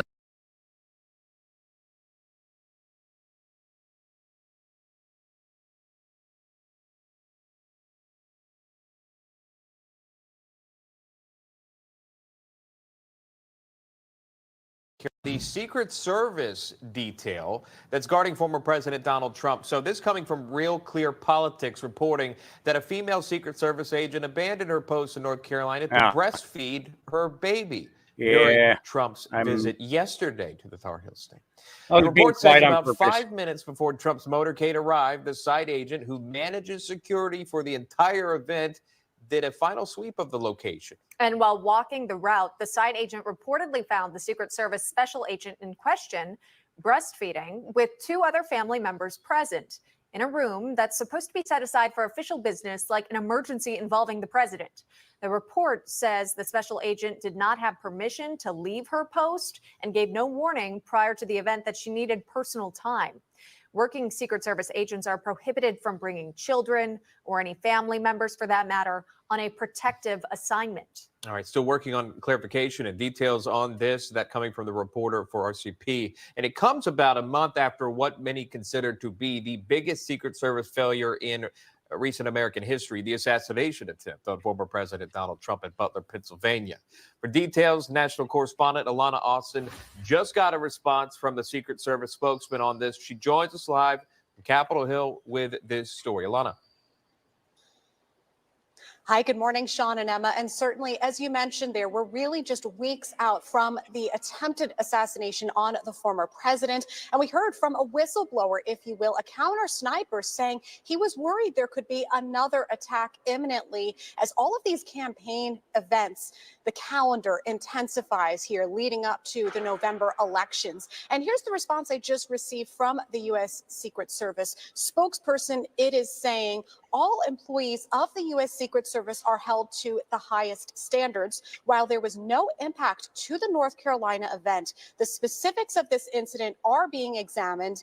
Given this is a personnel matter, we are not in a position to comment further. So there were many alarming details of this report that first broke from Real Clear Politics about the family members on site. Of course, just minutes before this event is really supposed to get underway, a Secret Service agent apparently breaking numerous policies and protocols. I've asked the U.S. Secret Service if they could clarify whether all the details of this report are accurate. And at this point in time, we are waiting for further clarification. Yeah, interesting. Very, very interesting. All right. The Secret Service detail that's guarding former President Donald Trump. So this coming from... Okay. Moving on. Can't wait to cast my ballot in November. Here we go. Who am I voting for and why? That moment when someone says, I can't believe you would vote for Trump, I simply reply, but I'm not voting for Trump. I'm voting for the First Amendment and freedom of speech. I'm voting for the Second Amendment and my right to defend my life and my family. I'm voting for the next Supreme Court justices to protect the Constitution and the Bill of Rights. I'm voting for the continued growth of my retirement and reducing inflation. I'm voting for a return of our troops from foreign countries and the end to America's involvement in foreign conflicts. I'm voting for the Electoral College and for the republic in which we live. I'm voting for the police to be respected once again and to ensure law and order. I'm tired of all the criminals having a revolving door and being put back on the streets. I'm voting for the continued appointment of federal judges who respect the Constitution and the Bill of Rights. I'm voting for keeping our jobs to remain in America and not be outsourced all over the world to China, Mexico, and other foreign countries. I want USA made. I am voting for secure borders and to have legal immigration. I am voting for doing away with all of the freebies given to all of the illegals and not looking after the needs of the American citizens first. I'm voting for the military and veterans who fought for this country to give the American people their freedoms. And I'm voting for those unborn babies that have a right to live. I'm voting to keep men out of women's sports, and I'm voting for peace in the Middle East. I'm voting to fight against human child trafficking, and I'm voting for freedom of religion. I'm voting for the right to speak my opinion and not be censored. I'm voting for the returning of teaching math, history, and science instead of the indoctrination of our children in pronouns. I'm not just voting for one person. I'm voting for my country. I'm voting for my children and my grandchildren to ensure their freedoms and their future. If you want this kind of country, you need to vote Trump bans 2024. Yeah. Nice. Here we go. Here's something to really confuse the hell out of you. Okay, listen, I've confirmed it. My husband no longer cares about me. Okay, so this morning when I woke up in a really bad mood. Okay, I don't know why I woke up in a bad mood, but I was just in a bad mood.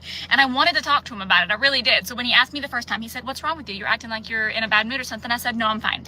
Okay, so then he asks again. He was like, "No, I can tell something's wrong with you. What's going on? Is there something wrong?" And I said, "No, I'm fine."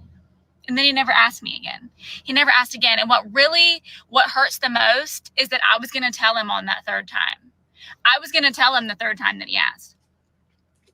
And then he just must not care. He must not give a single shit what's wrong with me because he didn't ask for the third time. He did not persist with the questions. He asked twice and he let it go. Who does that? Who does that? I'll tell you who does that. Somebody who doesn't care about their wife. That's who does that. Somebody's probably cheating on her. Somebody who is preoccupied talking to somebody else all day. He hasn't even texted me today to ask me what was wrong. He hasn't because he hasn't thought twice about it. He has not let it consume his thoughts. It's been consuming mine. I've been unwell all day. The only way for him to properly make up for this. Okay, listen, I've confirmed it. My husband no longer cares about me. Okay, so this morning when I woke up in a really bad mood. Okay, I don't know why I woke up in a bad mood, but I was just in a bad mood. And I wanted to talk to him about it. I really did. So when he asked me the first time, he said, "What's wrong with you? You're acting like you're in a bad mood or something." I said, "No, I'm fine." Okay, so then he asks again. He was like, "No, I can tell something's wrong with you. What's going on? Is there something wrong?" And I said, "No, I'm fine." And then he never asked me again. He never asked again. And what really... So, I was going to tell him the third time. I was going to tell him. I'll tell you right now, if he was here right now, I would tell him, dude, what are you doing? What are you doing? Turning Point UK. Yeah, housing. This is in Rushmore. Housing. I don't want my taxpayers going on illegal migrants. How many of you got housed in your house? Probably none. You're all hypocrites. You're hypocrites. You're social deviants. You're trying to disturb the peace of local Rushmore people. Not in this land. Maybe on that bit of land there, we'll get you a couple of tents for them. We'll take them all to London. We don't want them in Rushmore. How many cases Rushmore? Expect illegals to be housed in private dwellings in Rushmore. Thank you. And the far left have finally turned up to antagonise us with their communist views. We won't put up with it in Rushmore. And please, why are you wearing face coverings?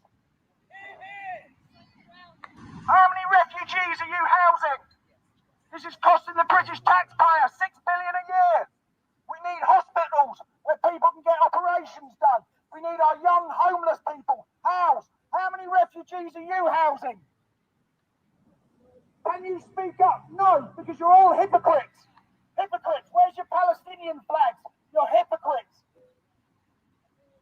We want peace in this town. We welcome refugees to this town. We do not welcome illegals. People in the hotel are asylum seekers seeking justice and safety for more children. Illegal! That's what they're there for! This country doesn't accept illegal immigrants. There aren't any legal routes for refugees. Illegal People in the hotel are asylum seekers. People in the hotel are asylum seekers. That's why we say they're welcome. They're fleeing war and persecution in their own countries, and they deserve a safe place to be. Say it loud! Say it clear! Refugees are welcome here! Antagonisers, troublemakers. They think two-tier care is on his side. We will win this. We do not want illegals in Rushmore. Rushmore welcomes refugees, but not illegals. You want your warped ideas brought to Rushmore. Go home now. We don't want you in Rushmore. We're protesting peacefully for 2 years, and a rabble like you decides to turn up. Go home. Refugees are welcome here, but not illegal migrants.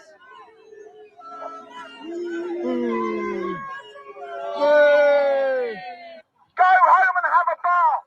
We don't want you here. Refugees are welcome here, not illegal migrants. Very, very more. Very, very more of us than you. It's just a bunch of old C&D people from Greenland Common. They think they can control the country. Who are you? Who are you? Who are you? Who are you? Who are you? Who are you? Oh. Our left have arrived in Rushmore. We don't want them in town. Go back to your single flats and with your refugee in the bed beside you, as you're all housing refugees. Shame on you. Go back to mummy and daddy. Yep.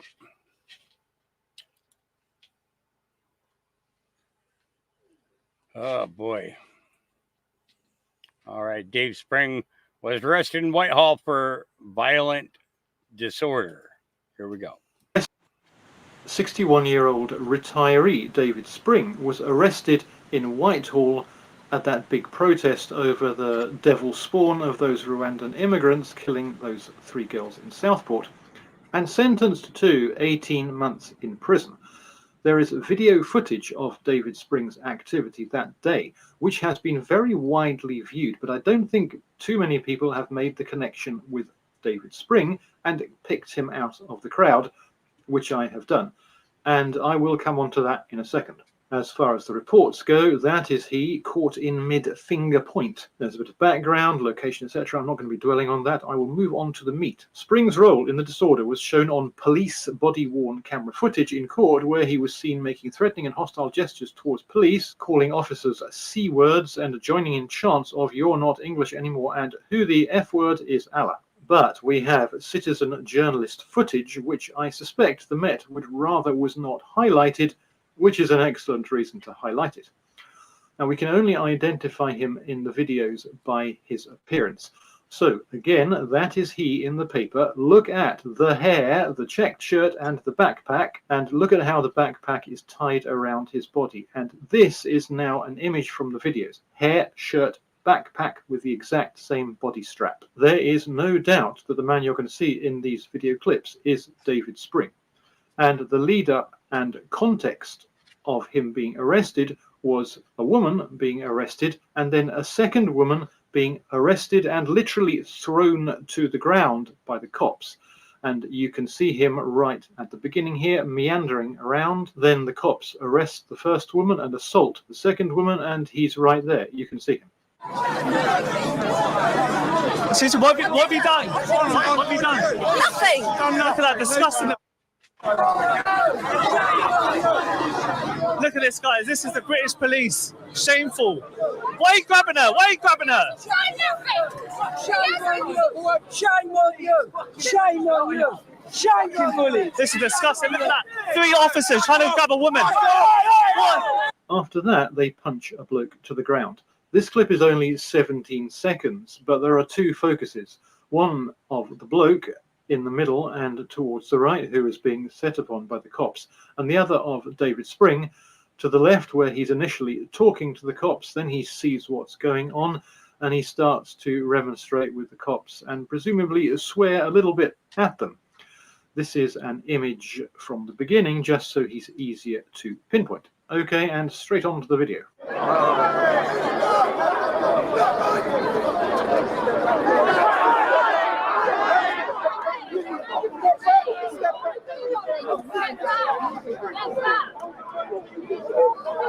We're back.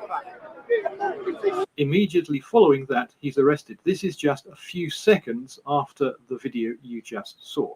And again, that's where he is at the start of the short clip, and you'll see him commit the crime of walking forwards towards the police, after which they arrest him. He's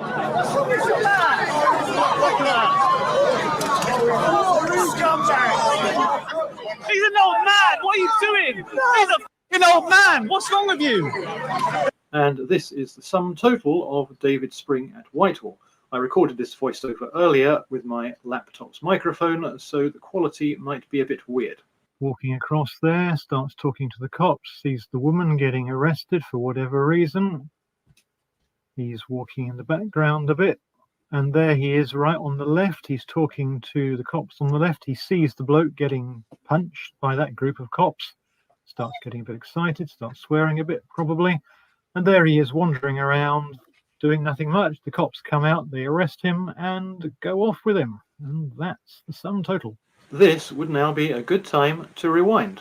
Spring's role in the disorder was shown on police body-worn camera footage in court, where he was seen making threatening and hostile gestures towards police, calling officers C words and joining in chants of "You're not English anymore" and "Who the F word is Allah?" You have now seen with your own eyes what led to David Spring currently being in jail, where he will be over Christmas and beyond. Are you scratching your heads wondering why he was arrested for walking towards the police? You don't have to wonder any longer. We have the answer right here. Judge Benedict Kelleher sentenced Spring to 18 months in prison. He told Spring what you did could, and it seems did, encourage others to engage in disorder. Judge Kelleher said a custodial sentence was appropriate in order to deter others from engaging in similar behavior. He wasn't given a prison sentence for what he did. He was a sacrificial lamb at the altar of Islam acceptance. We don't want you to say, "To hell with the God of Islam." And if you do say it, we will put you in prison in order to discourage other people from saying it. 18 months in prison to help to ensure that nobody says, "To hell with Islam." That's all there is to it. Yeah. Yeah, you guys are kind of going through some stuff over there too, I know. A couple of idiots for you.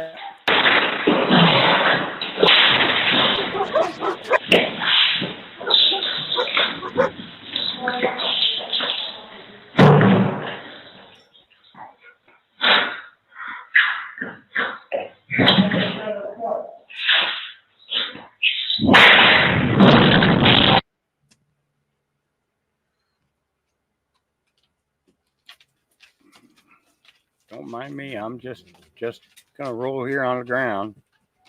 And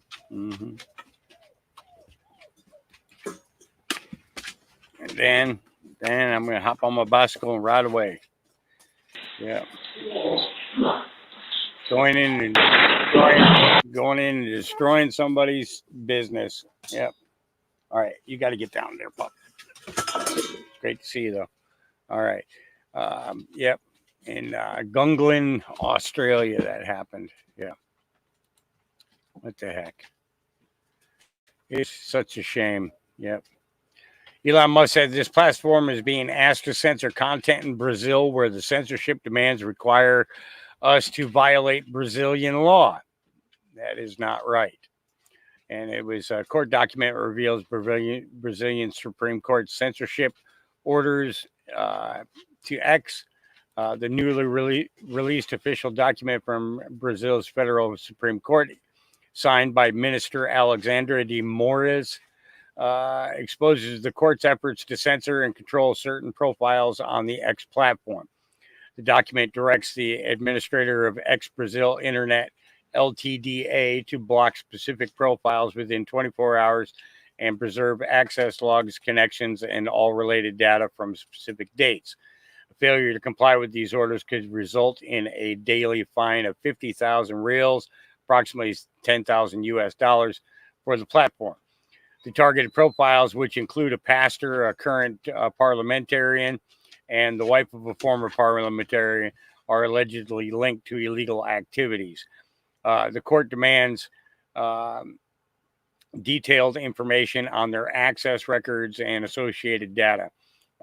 Minister Moraes, known for his role in censorship efforts under the Lulu government, emphasized the need for confidentiality as the investigation continues.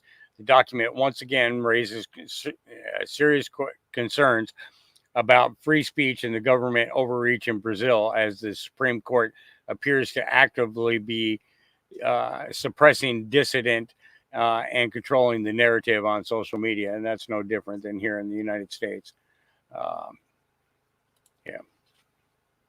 All right, moving on. I love this about Elon Musk. This is the first time I actually... Don't advertise. You don't want them to advertise? No. What do you mean?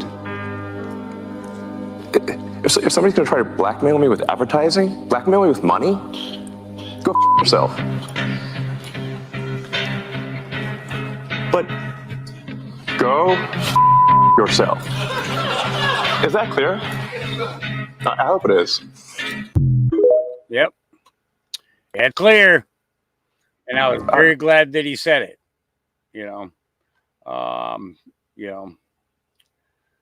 So money. Here we go. So what is going on? What is really going on? With all of this chaos, it's hard to keep up. It's really hard to keep up with what's going on, but I'm going to tell you exactly what's going on in the 40,000 foot view of this, because so many of us are busy and tired and exhausted and pissed.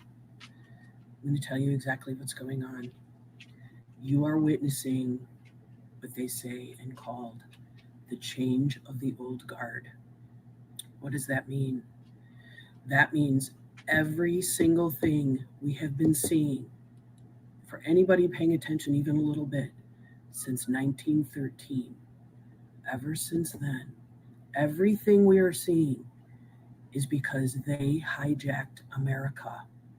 What do you mean? They made America a corporation. And in order to keep that bullshit lie going, they also had to change the court system, which is called maritime admiralty law, which usurps the actual real constitutional law called common law. So everything since then has been fraud. The money is changing. You cannot take back our country and the world unless you get rid of these installed central banks, which has hijacked our country. We were always supposed to create our own money, and it's supposed to be backed by metals, including gold. The central banks came in and overtook our money system. That is how they enslaved the American people and the world. That is being flipped. That is why you're seeing this absolute insanity attacks on Trump, because he's the one leading the way. Not just him, he's the face of it. He's the one leading the way to flip these tables over and change the entire dynamic and power structure of the financial system. They have been in power and have been lying and committing fraud for so long, and they're all going down. And that's why everything you're seeing is complete insanity and hysteria to get Trump, because he is flipping the tables. Do you get it? Do you understand all this insanity? It's because the money system is changing. If you change the money system to real sound money where you cannot just print it, if you change that, everything else falls into place. Everything else is fixed. They know this. These globalists know this. That's why they're panicking and terrified. They need to keep power. And how do you do that? You do it with money. That is being flipped. Jesus flipped the money tables. They're done. Pay attention to what common law is. Pay attention to what Admiralty time law is. Look into what America Incorporated is. They hijacked us using our money system. There's a lot to that. It's a very deep hole. But once you understand the money part, everything else makes sense. It is changing, and they're done, which will make us and the world, not just America, everybody really free. Have a good day. Yeah. How about that? How about that? Yeah, some people just need to say it. All right. Moving on. Pentagon employees stole top secret documents, tried to flee to Mexico. The Defense Department contractor accused of printing more than 150 pages of top secret government documents, then trying to flee with them to Mexico. Federal prosecutors identified the 50-year-old man as Gokhan Gun. You'll see his photo in a second. An electrical engineer with the Air Force who lives in Virginia but holds dual citizenship in Turkey. Court documents allege Gunn was leaving for the airport to board a flight to Puerto Vallarta, Mexico, when FBI agents executed a search warrant on 2 of his homes. The agents say they found documents marked as top secret inside a backpack in front of his home, as well as stacks of classified documents in his dining room. Gunn claimed he was heading to Mexico on a fishing trip, but prosecutors described that as, quote, nonsensical. Since 2020, investigators say Gunn printed 3,400 pages of classified and non-classified documents, transporting them home in rolled up wads in plastic shopping bags. A lot to this story here. So to break it all down, I do want to bring in Mark Chutko, an attorney at Dykema and a former federal prosecutor. Thank you so much for taking the time to be here with us today. Happy to be here. All right, so first off, the big question here, what kind of charges is this guy facing over this, and what sort of penalties do they carry? Well, he's currently been charged by complaint with a single count of unauthorized removal and retention of classified information. So that carries a maximum penalty of 5 years in prison. That's merely a placeholder charge for his arrest and for the search warrant. The investigation is continuing, and I would expect. Yep. All right. Know that they say that cave goes all the way to Emily. Nobody's ever climbed all the way, but there's another great big cave up by Emily that comes back this way. Oh, that's legend. That's the legend. You believe the red-haired giant story of Lovelock Caves? Yes, I do. If you talk to BLM, they'll tell you it's a bunch of hokum. There was no red-headed Indians. Talk to my Native American friends here in Lovelock, will tell you their parents told about the Native Americans. Cannibals came up from Death Valley, covered them up so the natives would fall in them, and then they would eat them. They lived in the cave for a while and buried their people in the cave. They found a lot of mummies that had red hair over 7 feet tall. They were very tall. But if you go in the cave is all smoky inside. And my Indian friends say that they got tired of them killing their people, so they chased them into the cave, then built a big fire. Cave now, the opening has been made a lot bigger. It was a lot smaller when my folks first came here in 1945. Well, so they opened it up.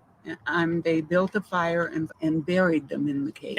While I was working here at the museum, some people came from southern Utah that had been working on the highway between Nevada and Utah and said they came into a big burial ground.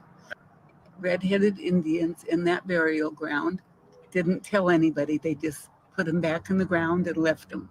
The Indians are buried squatting down, feet first, then down, and just their heads closest to the top of the ground. I have a ranch down in Lower Valley, and sometimes they would hear this whistling sound, and it was the wind blowing through the skulls because the wind had blown away the dirt. So they were hearing those sounds. They found my folks plowing the field, and they found a big burial ground and called the BLM to come down. They sent a lady. She came down, took what she wanted through the expressway and left. Yep, never hear her again. Never heard her again, and they found some more Indian stuff there, but not much. Wow. Giants have 6-digit fingers and feet. Oh, I didn't hear that. And they go how so that they could, look, I have 5 fingers.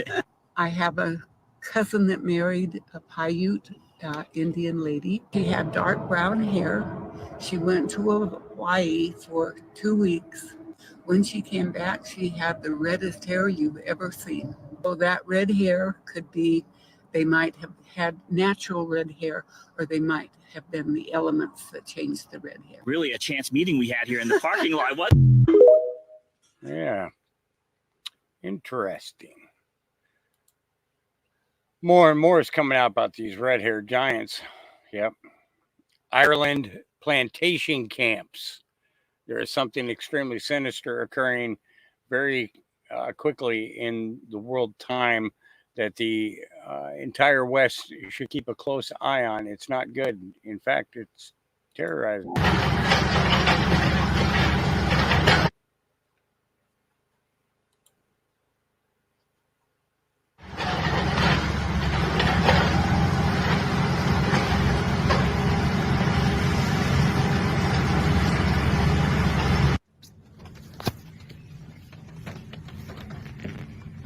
They're all shaking hands with the security guards. Look, handshakes.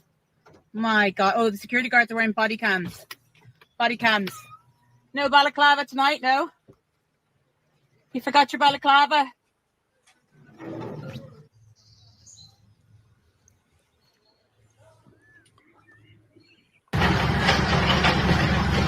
Yeah.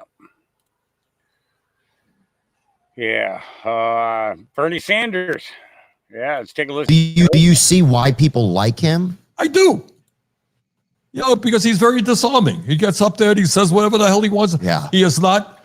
Yeah, he doesn't seem like he's by the book. That was a thing. He is not by the book. Right. And so that's something the same as you. It's like he's speaking for, it feels like they're speaking for themselves, right? Whether you agree with maybe what they believe what they're saying. And that I think comes through. I think you're right. Clearly to people. I think, he's certainly unusual. Gets up there and he rants and he does his thing, and he's not necessarily, I'm sure his advisors go crazy, but he's not reading, not reading off, he doesn't have 14. Kid Rock is one of his advisors, And look, I love Kid Rock, but I don't know if every advice of his is the best, but now some of it is, that's for sure, but some of it may not. Right. And a lot of these politicians have 18 different consultants. You can't use that word. You can't say that. And he's that not makes like it miserable. He's not like that, right? And people find that appealing. I get it. Do you see why people like him? I do. It's I'm going to play this a second time because I really want people to catch what Bernie is saying here. It's basically,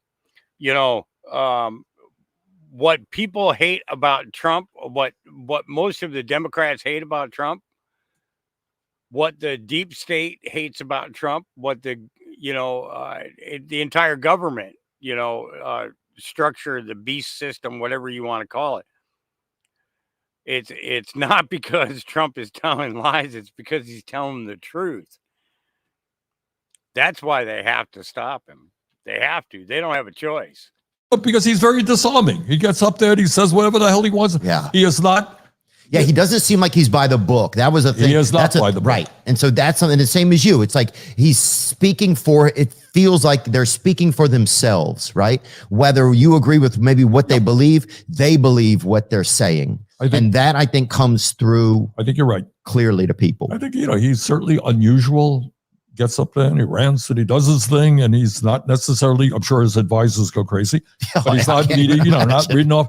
He doesn't have 14. Kid Rock is one of his advisors, Now, this is something, think about what he said. He's not reading off of place cards, basically is what he's saying. He's not reading off of place cards and teleprompters. There might be a teleprompter up there, but more than likely, the only thing that's on there is like topics of discussion, bullet points, things to make sure that you bring up and discuss. And a lot of times those things are set up automatically by the people who are setting up the event. Okay. Because normally wherever the president goes to speak, other than a press conference, there's always other people who are speaking. Okay. And so what people, a lot of people, especially on the other side, don't realize is that Trump is talking from years and years of experience. Okay. I remember him testifying in front of Congress and in front of the Senate and all different kinds of committees in regards to the landlord laws in the state of New York, actually in the entirety of the company, talking on insurance, and then also on financial stuff, and he was considered an expert by the government because even though he made the majority of his money from building things, okay, in order to build things, you got to build a bank account first. You got to know how to manage your money. And he knows how to manage the money that is there, and they don't like it because it's not a way for them to funnel it off and put it back into their bank accounts. And look, I love Kid Rock, but I don't know if every advice of his is the best, but now some of it is, that's for sure, but some of it may not. You're right. And a lot of these politicians have 18 different consultants. You can't use that word. You can't say that, and he's not like that. Miserable. He's not like that. Right. And people find that appealing. I get it. Do you see people like him? So, yeah, I do. Yeah. So, a national disgrace, says Turning Point UK. The police pose with perverts, driving rainbow cars and take a knee to Marxist thugs. Run from rioting migrants, capitulate to Islamists, arrest and charge working class kids for minor offenses. Starmer's boot boys are pathetic. Yeah. Whoops, I didn't mean to do that. Dang nabbit. Dang nabbit. Dang you nabbit. Now I got to go down there and find that picture all over again. Dang nabbit. I do that sometimes. Where are you? You can't be too far down because I know I've gone through a majority of this stuff already. No, I haven't. That's all stuff we have to get to yet. Come on now. We saw that one. We're getting there. We're getting there. There's a lot of stuff between last night and this morning. We're coming up to it. It's coming. It'll be here any minute now. Any minute now. Like, really, seriously, it'll be here any minute now. Any minute now. Okay, maybe in a couple of minutes. There's no way we're going to get through all of this today. You know that, right? Absolutely no way. Oh, there we go. Okay. We finally got to it. All right. Conservative Ant. There we go.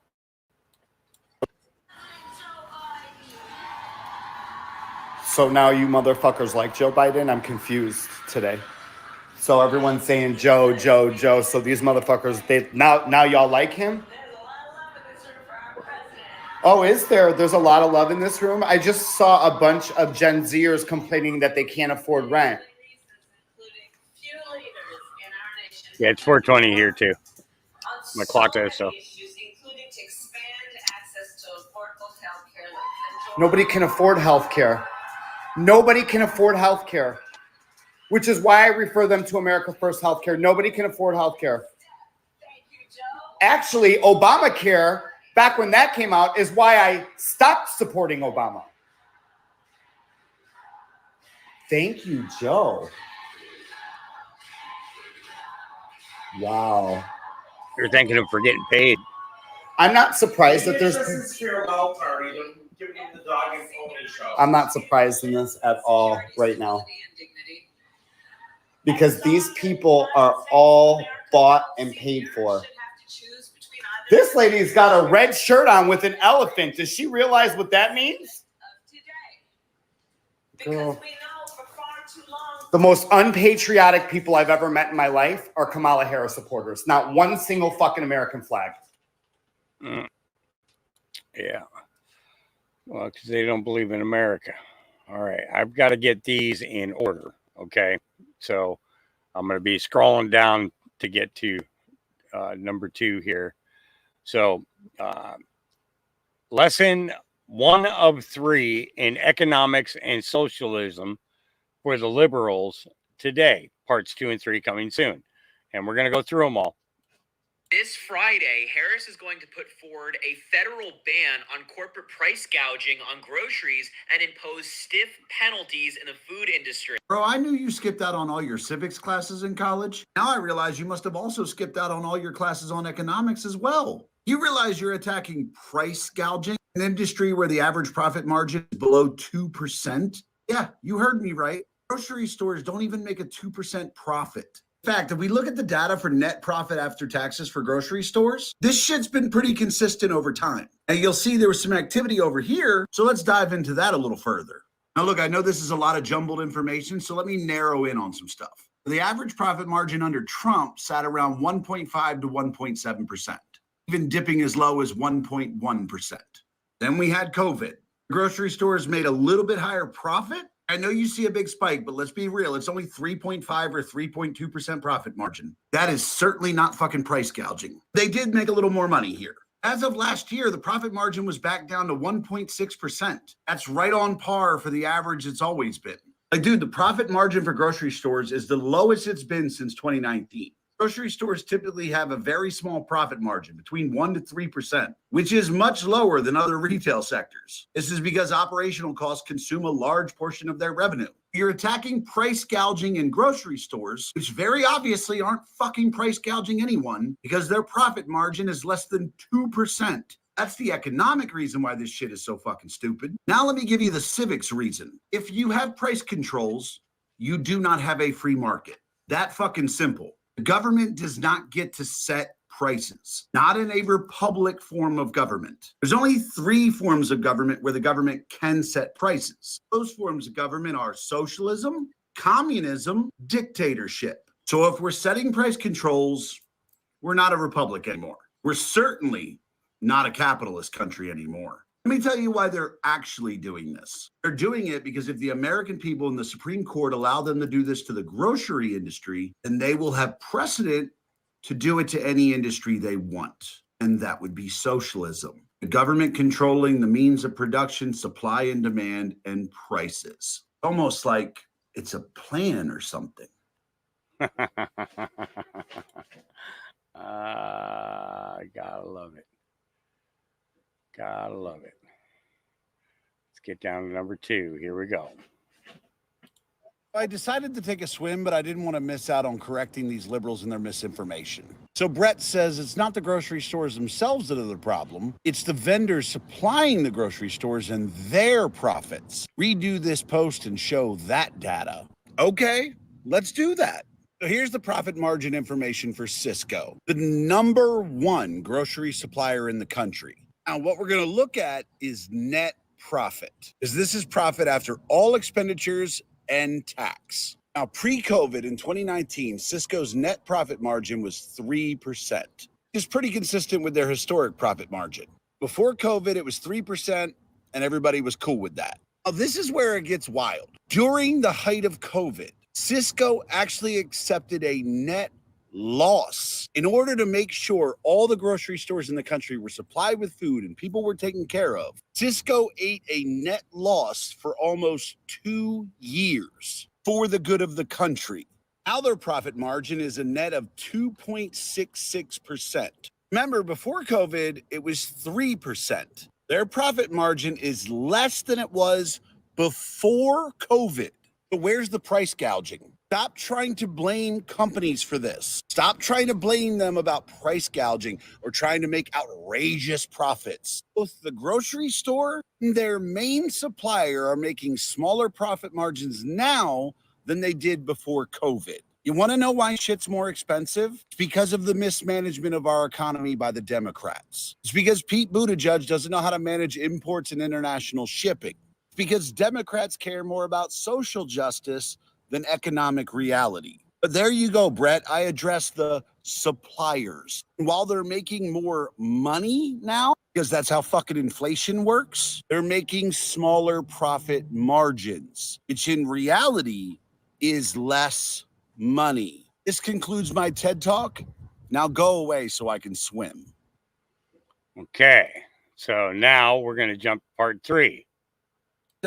All right, still at the pool, but you wanted more lessons on economics. So Brian said JBS net profited $1.7 billion. Tyson Foods $4 billion. Shall I go on? Let me just say, by the fact that you quoted the raw numbers, tell me you don't understand how businesses work. I'm going to give you the same fucking graph breakdown that I gave you in the last video. Here are the profit margins for Tyson Foods. Again, we are going to focus on the net profit margin because it takes into account all expenditures and taxes. Now, if we zoom in on recent times, we look and see that their net profit before COVID was 4.67%. If we look, that's pretty consistent with their net profits over time. So in 2019, they had a net profit of 4.67. Currently, they are losing money. They have a net profit of negative 1.16%. They are losing money right now.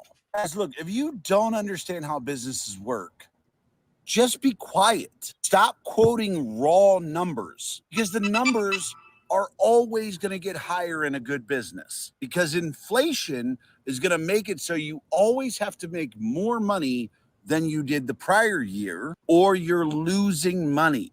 Here's the reality you have to accept. Or high grocery prices are not because the grocer or the supplier or the farmer is trying to fuck you. You are paying more at the grocery store because the people that are in charge of the economy don't know what the fuck they're doing. The worst part is the government knows they don't actually need price gouging controls in the grocery industry. Let me tell you the real reason why they're doing it. Because they recognize that the food industry is not price gouging people. Because the food industry isn't price gouging, they probably won't fight these regulations, which allows the government to gain a foothold and get what's called precedent. Get to have precedent for instituting price controls on United States industries. And once they have precedent, they can then input price controls on any industry they want. This isn't about saving Americans money. This is about getting a foothold in socialism. And to Brian, please learn economics before you comment on my video again. Fucking up my swim time. Yeah, don't mess with his swim time, man. This Friday. Yeah, man. All right, I mean, therefore I am. Oh, this is a good one. Hey, why is AI telling me that Tim Waltz was a media person in Bagram, Afghanistan? AI is trying to steal J.D. Vance's valor and attribute it to Tim Walz. I'm not kidding. When did Tim Walz go to Bagram? Tim Walz, the governor of Minnesota, is a veteran who served in the U.S. Army Reserve. He was deployed to Bagram Airfield in Afghanistan from 2005 to 2006 as a part of his military service. If you're looking for more specific details or context regarding his time there, please let me know. I was like, please tell me more. Tell me about his service. Tim Walz served in the U.S. Army Reserve as a veteran of the global war on terror. He was deployed to Afghanistan from 2005 to 2006, where he served as a public affairs officer at Bagram Airfield. During his time in the military, he focused on supporting the troops and communicating their efforts. And even though I asked about his service, it goes on to tell me about what he did after the service. And I was like, hold up, let's go back. What did he do in Afghanistan? This is nuts. In Afghanistan, Tim Walz served as a public affairs officer while deployed to Bagram Airfield from 2005 to 2006. His role primarily involved communicating the activities and accomplishments during a critical period in the, okay, you can read the rest if you want. I mean, that's what JD did. He was a combat journalist. They're obsessed with stealing valor. And then I was like, okay, what do they think JD did? He was in Iraq. JD Vance, the U.S. Senator from Ohio, did not serve in Iraq during his military. He is a veteran of the U.S. Marine Corps, but did not have a deployment to Iraq as part of his service. His military experience includes serving in the Marines in the early 2000s. Like what? So I Google it, and surprise, surprise, when you Google JD Vance military service, this guy pops up. After graduating from Middleton High School in 2003, Vance enlisted in the U.S. Marine Corps and served as a military journalist in a non-combative role in Iraq for 6 months in late 2005. He completed a total of 4 years of service. But they're trying to shut Elon down for misinformation. It hasn't even been a week since they tried to attribute Tulsi Gabbard's service to Kamala. Yep. Games people play. Yep. All right. Update. Disturbing facts revealed in a 6-page investigative report, which found Crook's body was cremated and nobody knew he was gone. Representative Higgins tried to examine Crook's body on August 5th and was surprised to learn the FBI released the body. I covered this earlier. So his body's been cremated. Yeah. All DNA records gone. Makes you wonder what they're trying to hide. Kamala Harris is a liar, and she is making on the ignorance of the American public in order to sway votes her way. The very thing that the Democrats are telling you that the Republicans do, they're doing. Watch this. Hey, everybody. So today, Iowa put in place a Trump abortion ban, which makes Iowa the 22nd state in our country to have a Trump abortion ban. And this ban is going to take effect before many women even know they're pregnant. And what this means is that 1 in 3 women of reproductive age in America lives in a state with a Trump abortion ban. Except Trump has not lied on any of you. But that was an all-out lie. The first thing I want you to understand about propaganda is that it understands the way the subconscious works. People accept truth that they hear over and over and over again. And so the reason she keeps applying the abortion bans, which we'll talk about in a second, to Trump, is because she wants you to subconsciously believe that Trump is behind you not being able to have termination in this state. So the more time she can tell you, Trump abortion ban, Trump abortion ban, Trump abortion ban. She's literally programming you that abortion bans are connected to Trump and thus playing you for your fear of your reproductive rights. But here's the problem with the overturning of Roe v. Wade, which said that the federal government cannot be in your reproductive business. That's between you, your body, and you let the states handle it. Number one, that happened when Biden was in office. And number two, what that means is no one on the federal level has anything to do with any ban. As a matter of fact, the overturning protected you from ever having a federal ban on terminations. Kamala is banking on your ignorance here. Let's go deeper.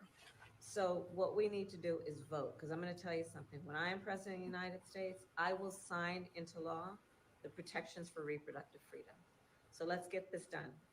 And again, because she's banking on your ignorance, she thinks that you think, which I know you do, that she can come in and sign an executive order, and all of a sudden on a federal level, you're going to have all these rights back when the federal government, when the Supreme Court has already spoken and said this is a civil liberty, not a civil right. We do not get involved in civil liberties. And so it doesn't matter if she signed an executive order, because the Supreme Court is going to come right back, because they already overturned Roe versus Wade and said that it was unconstitutional. The precedent has been set. They are not going to allow an executive order to go through. That is outside of the president's powers. And that is a part of what the checks and balances are for, and why we have things like the Supreme Court. So ultimately, Kamala can't come in and do anything. She is tricking you. So number one, she is trying to program you to think that these bans is happening on a state level, not a federal government level, on a state level, are because of Trump. And she's programming you by calling that Trump abortion ban. And she's programming you to think that Trump was in office, which he wasn't. Technically, if we're going to put the president in it, it's a Biden administration abortion ban, except it's not. I can't even put it on him, because why would I, when my smarts know that this has nothing to do with the federal government? This is on a state level. But again, she's playing you because she knows how gullible the American public are and how much you guys don't know about the federal government and how it works. Here's also the truth. I know you're not going to believe me. And so I'm telling you, fact check me. I know exactly what I'm talking about, but fact check me. Not just fact check me. You need to be smart enough to fact check everybody involved. I don't care if you're a Democrat or Republican, because I fact check everything everybody says, including Trump. I'm sorry. I'm just that person. I need to know what the legalities are. And so you need to be fact checking, because ultimately in the time of elections, people are saying what they need in order to get your vote. And I can tell you something I know for sure about the Democratic Party. They are banking on your fear. And this season, it's the fear of your reproductive rights and your fear of racism and your fear of a dictator. That's what they're banking on. But you need to know how the government works, so you will see how you are being played. Now, again, you're going to try to argue with me, and I am just going to move on because you're slow. But I just need you to know, these people lying to you. Yeah. What she said. Mm-hmm. So, Wall Street Babe says, yes, Panama now loading up illegal migrants, handcuffing people without identification and removing them. Does Panama enforce their immigration laws? They do now. The new president they elected ran on illegal immigration. The immigration officers are out in force in the streets, in the malls, the parks, the street. They're spot checking people. I left my apartment yesterday to walk across the street to meet a couple of other vets. They were loading up a van full of people in handcuffs that they had caught in the street without their identification. We're not supposed to be here in Panama. They're not joking around. So if you're a tourist or you're a temporary resident, meaning you don't have your cedula yet, maybe you've got pensionado, maybe you've got a Friendly Nations visa, make sure when you leave and go out to the public that you got your provisional ID and your passport. They are checking people. All right.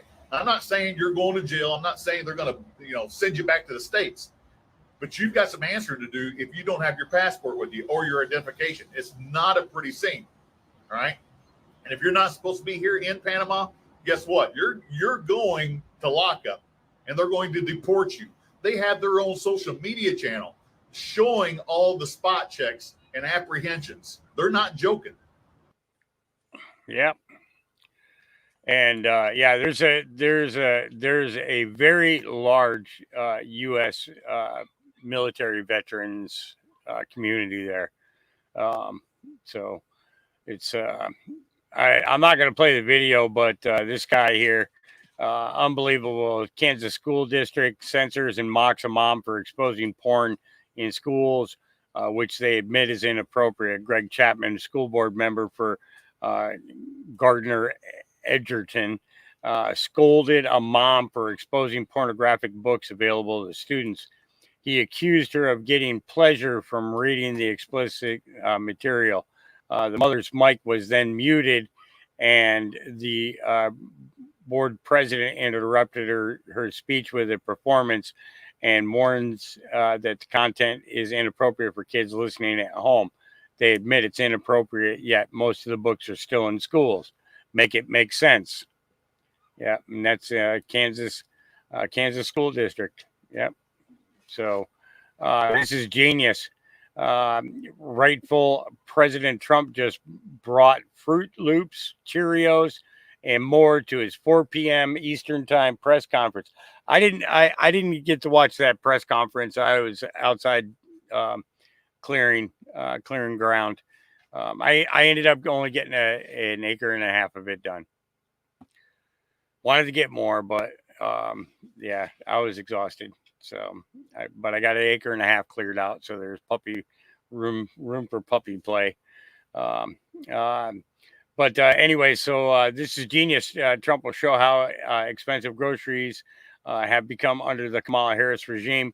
We know the fake news won't report this. Share it to make it go viral, and he does. He's got them out there and everything. And I think there are a couple of clips in the feed on this.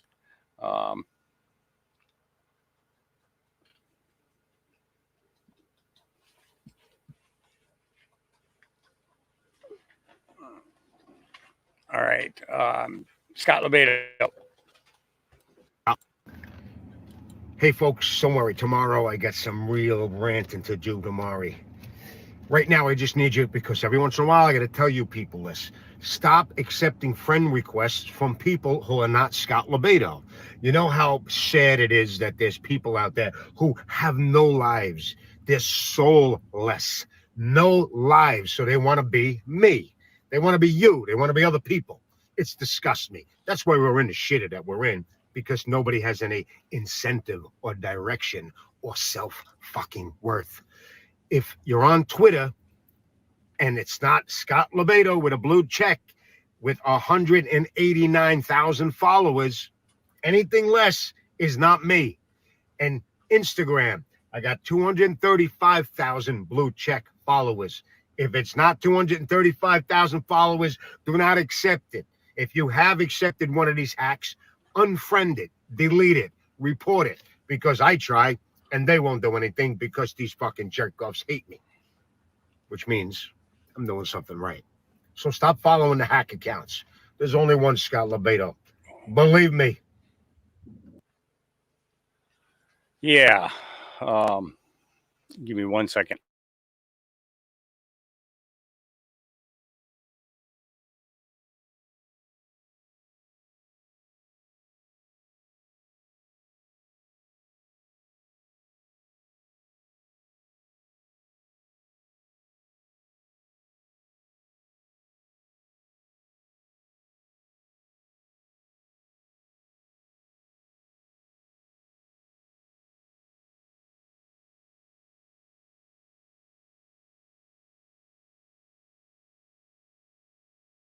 All right, sorry.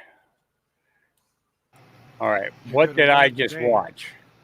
And Alex Stone put this out, and he's been doing some breakdowns on some stuff that he was watching, going back through footage of that day. You're gonna learn today. Let's play the tape. Watch this. You see it first. The Super Thanos.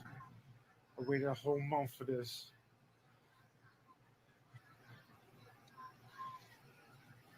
This is your man right there. This is his shot caller. Stand down. Who's he talking to? Right there.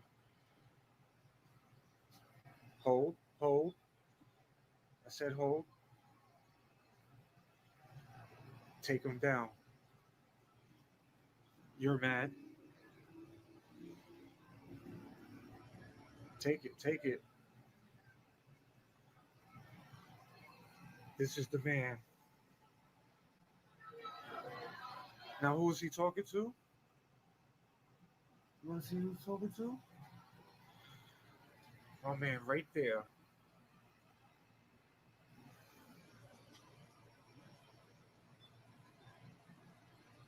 Ready? Ready? Boom. Now let's put 2 and 2 together.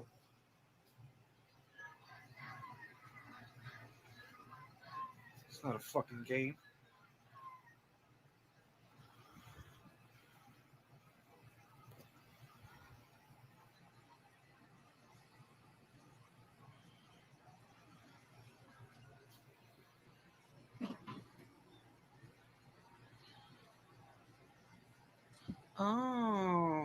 Oh, but I'm the crazy one.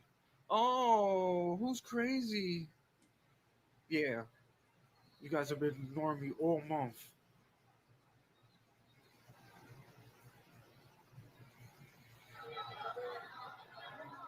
But wait, there's more. Want to see part 2? I'm not going to give it to you.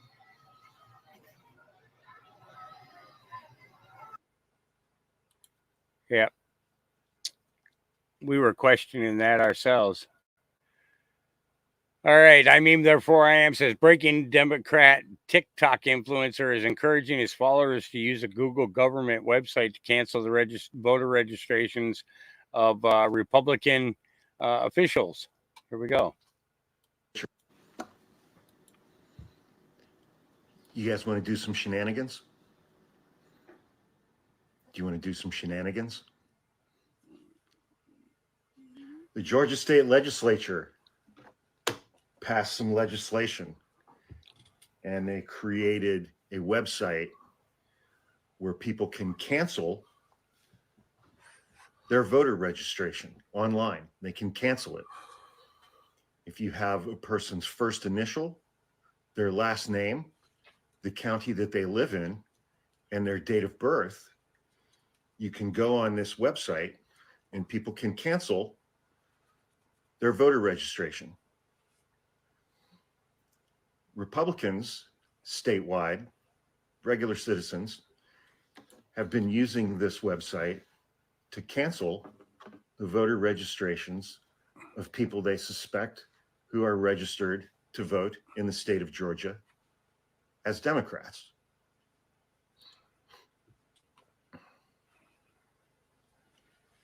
Wouldn't it be interesting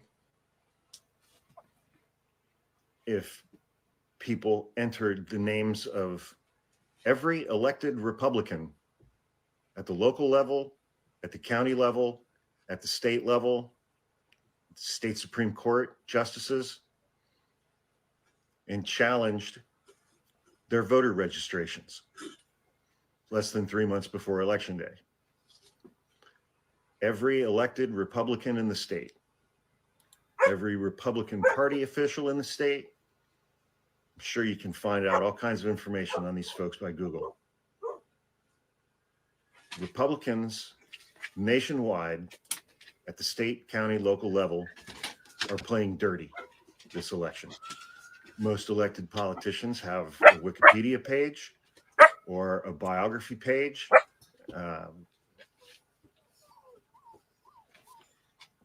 That would contain that information, what county they're representing and what their date of birth is.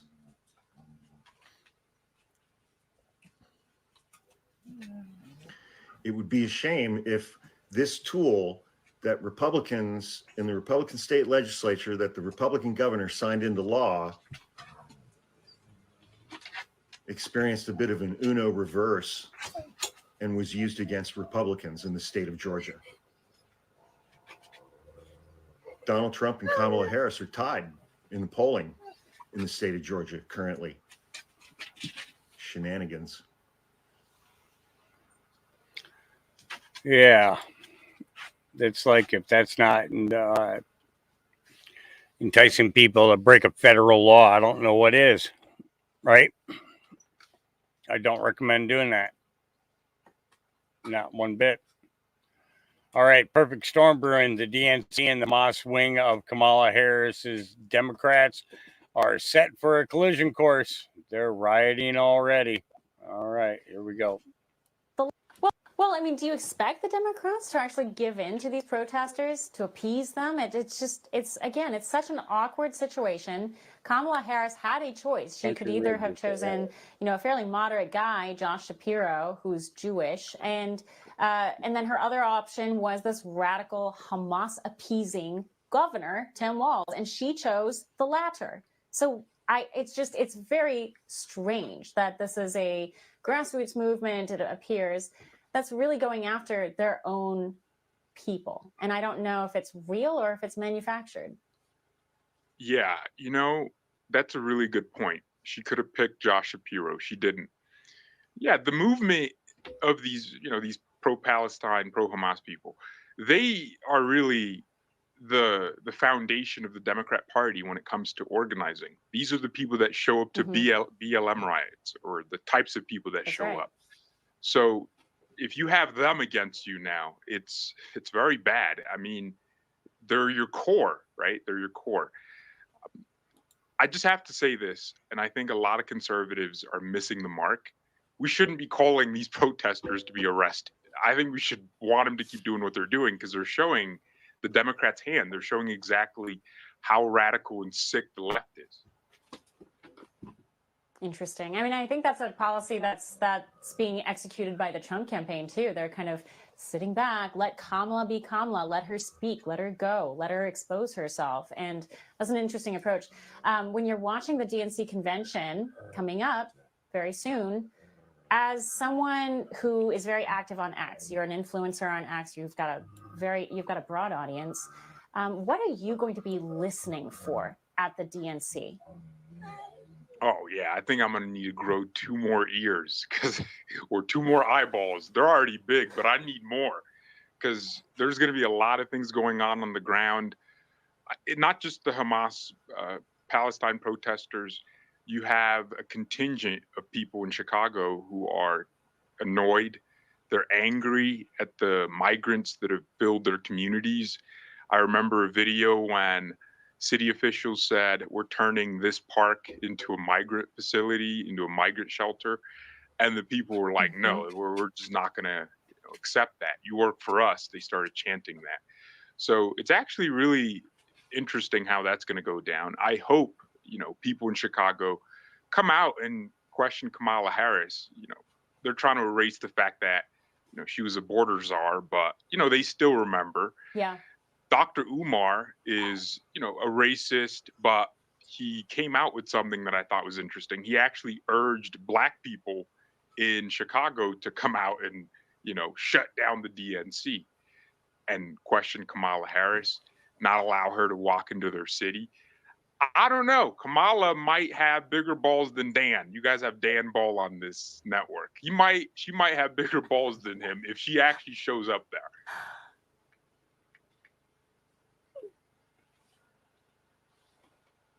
All right. Oh boy. Starting to get tired. 3 hours in. Here we go. Alabama Secretary of State just discovered thousands of non-citizens registered to vote in the November election.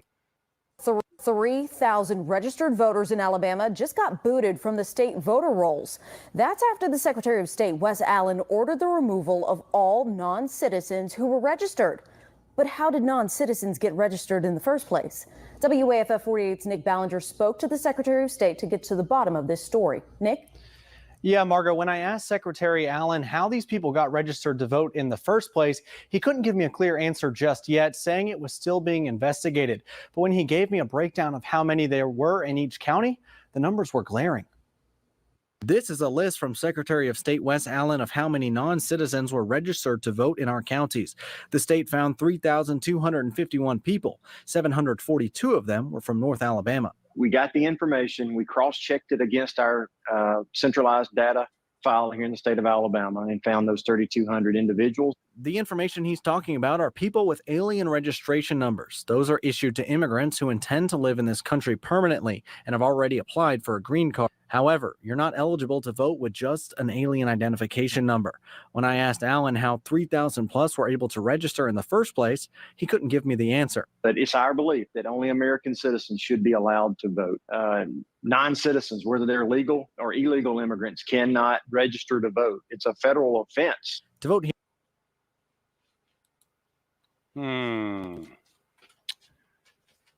Yeah. We saw that one. Here we go. Guys, I never saw this on my 2024 bingo card, but the Swifties are waking up. The Swifties. I never thought I'd see the day that Swifties were rallying for Trump. I guess something with ISIS happened. There's a lot of terrorism going on. I guess she had to shut down some shows because of it. And a lot of them are just saying, you know, if Trump was in office, this would have never, ever happened. She would be safe. There wouldn't be terrorism or wars going on because we had world peace before, and he'll do it again. So they're finally realizing it's not about race or gender or anything of that sort. It's about our safety and the policies and a secure border. And they're finally waking up, and it's wild to see. Like, I'm so proud. Literally so freaking proud right now. Like, go Swifties. Like, let's fucking do this, bro. We're in it together now, baby. Guys, Yeah, almost too much about Taylor Swift today. I don't know what's up with that, right? Yeah. Insurrection Barbie says this guy is clearly not MAGA, but he listened.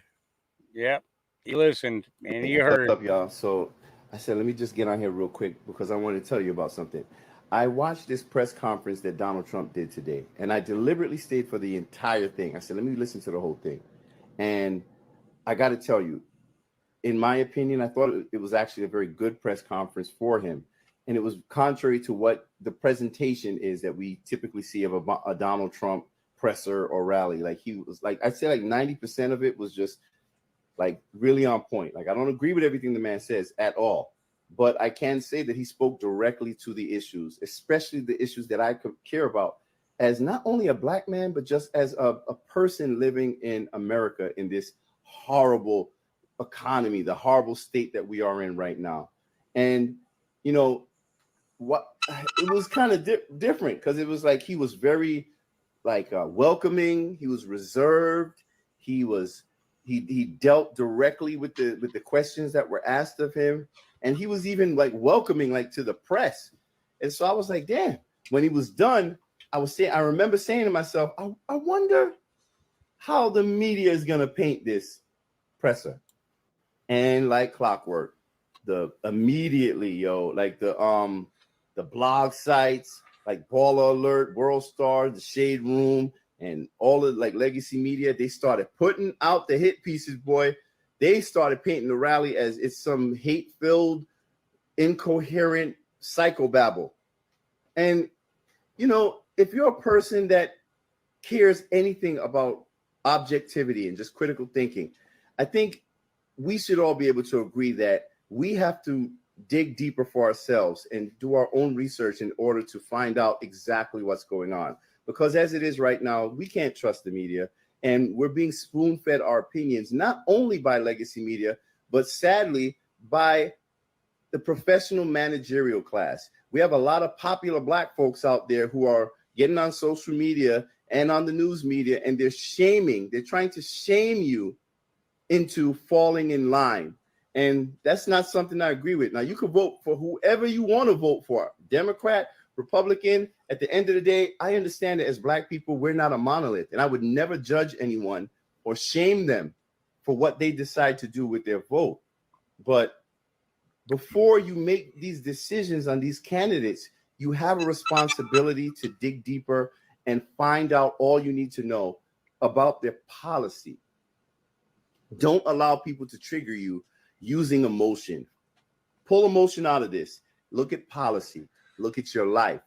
Then decide, are you okay with your life this way? Do you want to continue with your life that way? Look at the policies that they're presenting to you. Hey, does that policy align with the way that I think, with my belief? And it's actually that simple. But don't allow people to interrupt your own natural thought processes by trying to gaslight you and trying to shame you and insult you and make you feel like lesser than for daring to decide for yourself. And that's something that I'm really disappointed to see by so many popular black folks and celebrities who continuously talk down their noses at the black community as if we're stupid, talking to us like we're political children while they're actually encouraging us to behave as political children. So whether you vote for Kamala Harris or Donald Trump, RFK, whoever it is, you have a responsibility to dig deeper into the candidate and find out for yourself. Look at the press conferences that they do. Get a good peek at their policies. But then again, Kamala Harris has yet to do a presser, so I'm not really sure what to tell you about that. But at the end of the day, Black people, no more pledging blind loyalty to anyone. Voting is quid pro quo. It is, I give you this, what am I getting in return? It's a business transaction. So just use that level of wisdom and don't allow anyone to shame you out of your own voice. Peace. All right. That's Tony Talks on TikTok. He's got some other really good pieces too. All right, guys, listen, I'm going to call it for now. I may come back on in a couple of hours. I know I'm going to take a nap. I'm going to take a nap. I need to take a nap. I've been up and working since 4 a.m. this morning. So, yeah, I'm falling asleep in the chair. Remember, our Creator loves you. Christ, His Son, loves you. I love you. If you're just getting here now, go back, watch it from the beginning. A bunch of good stuff in there today.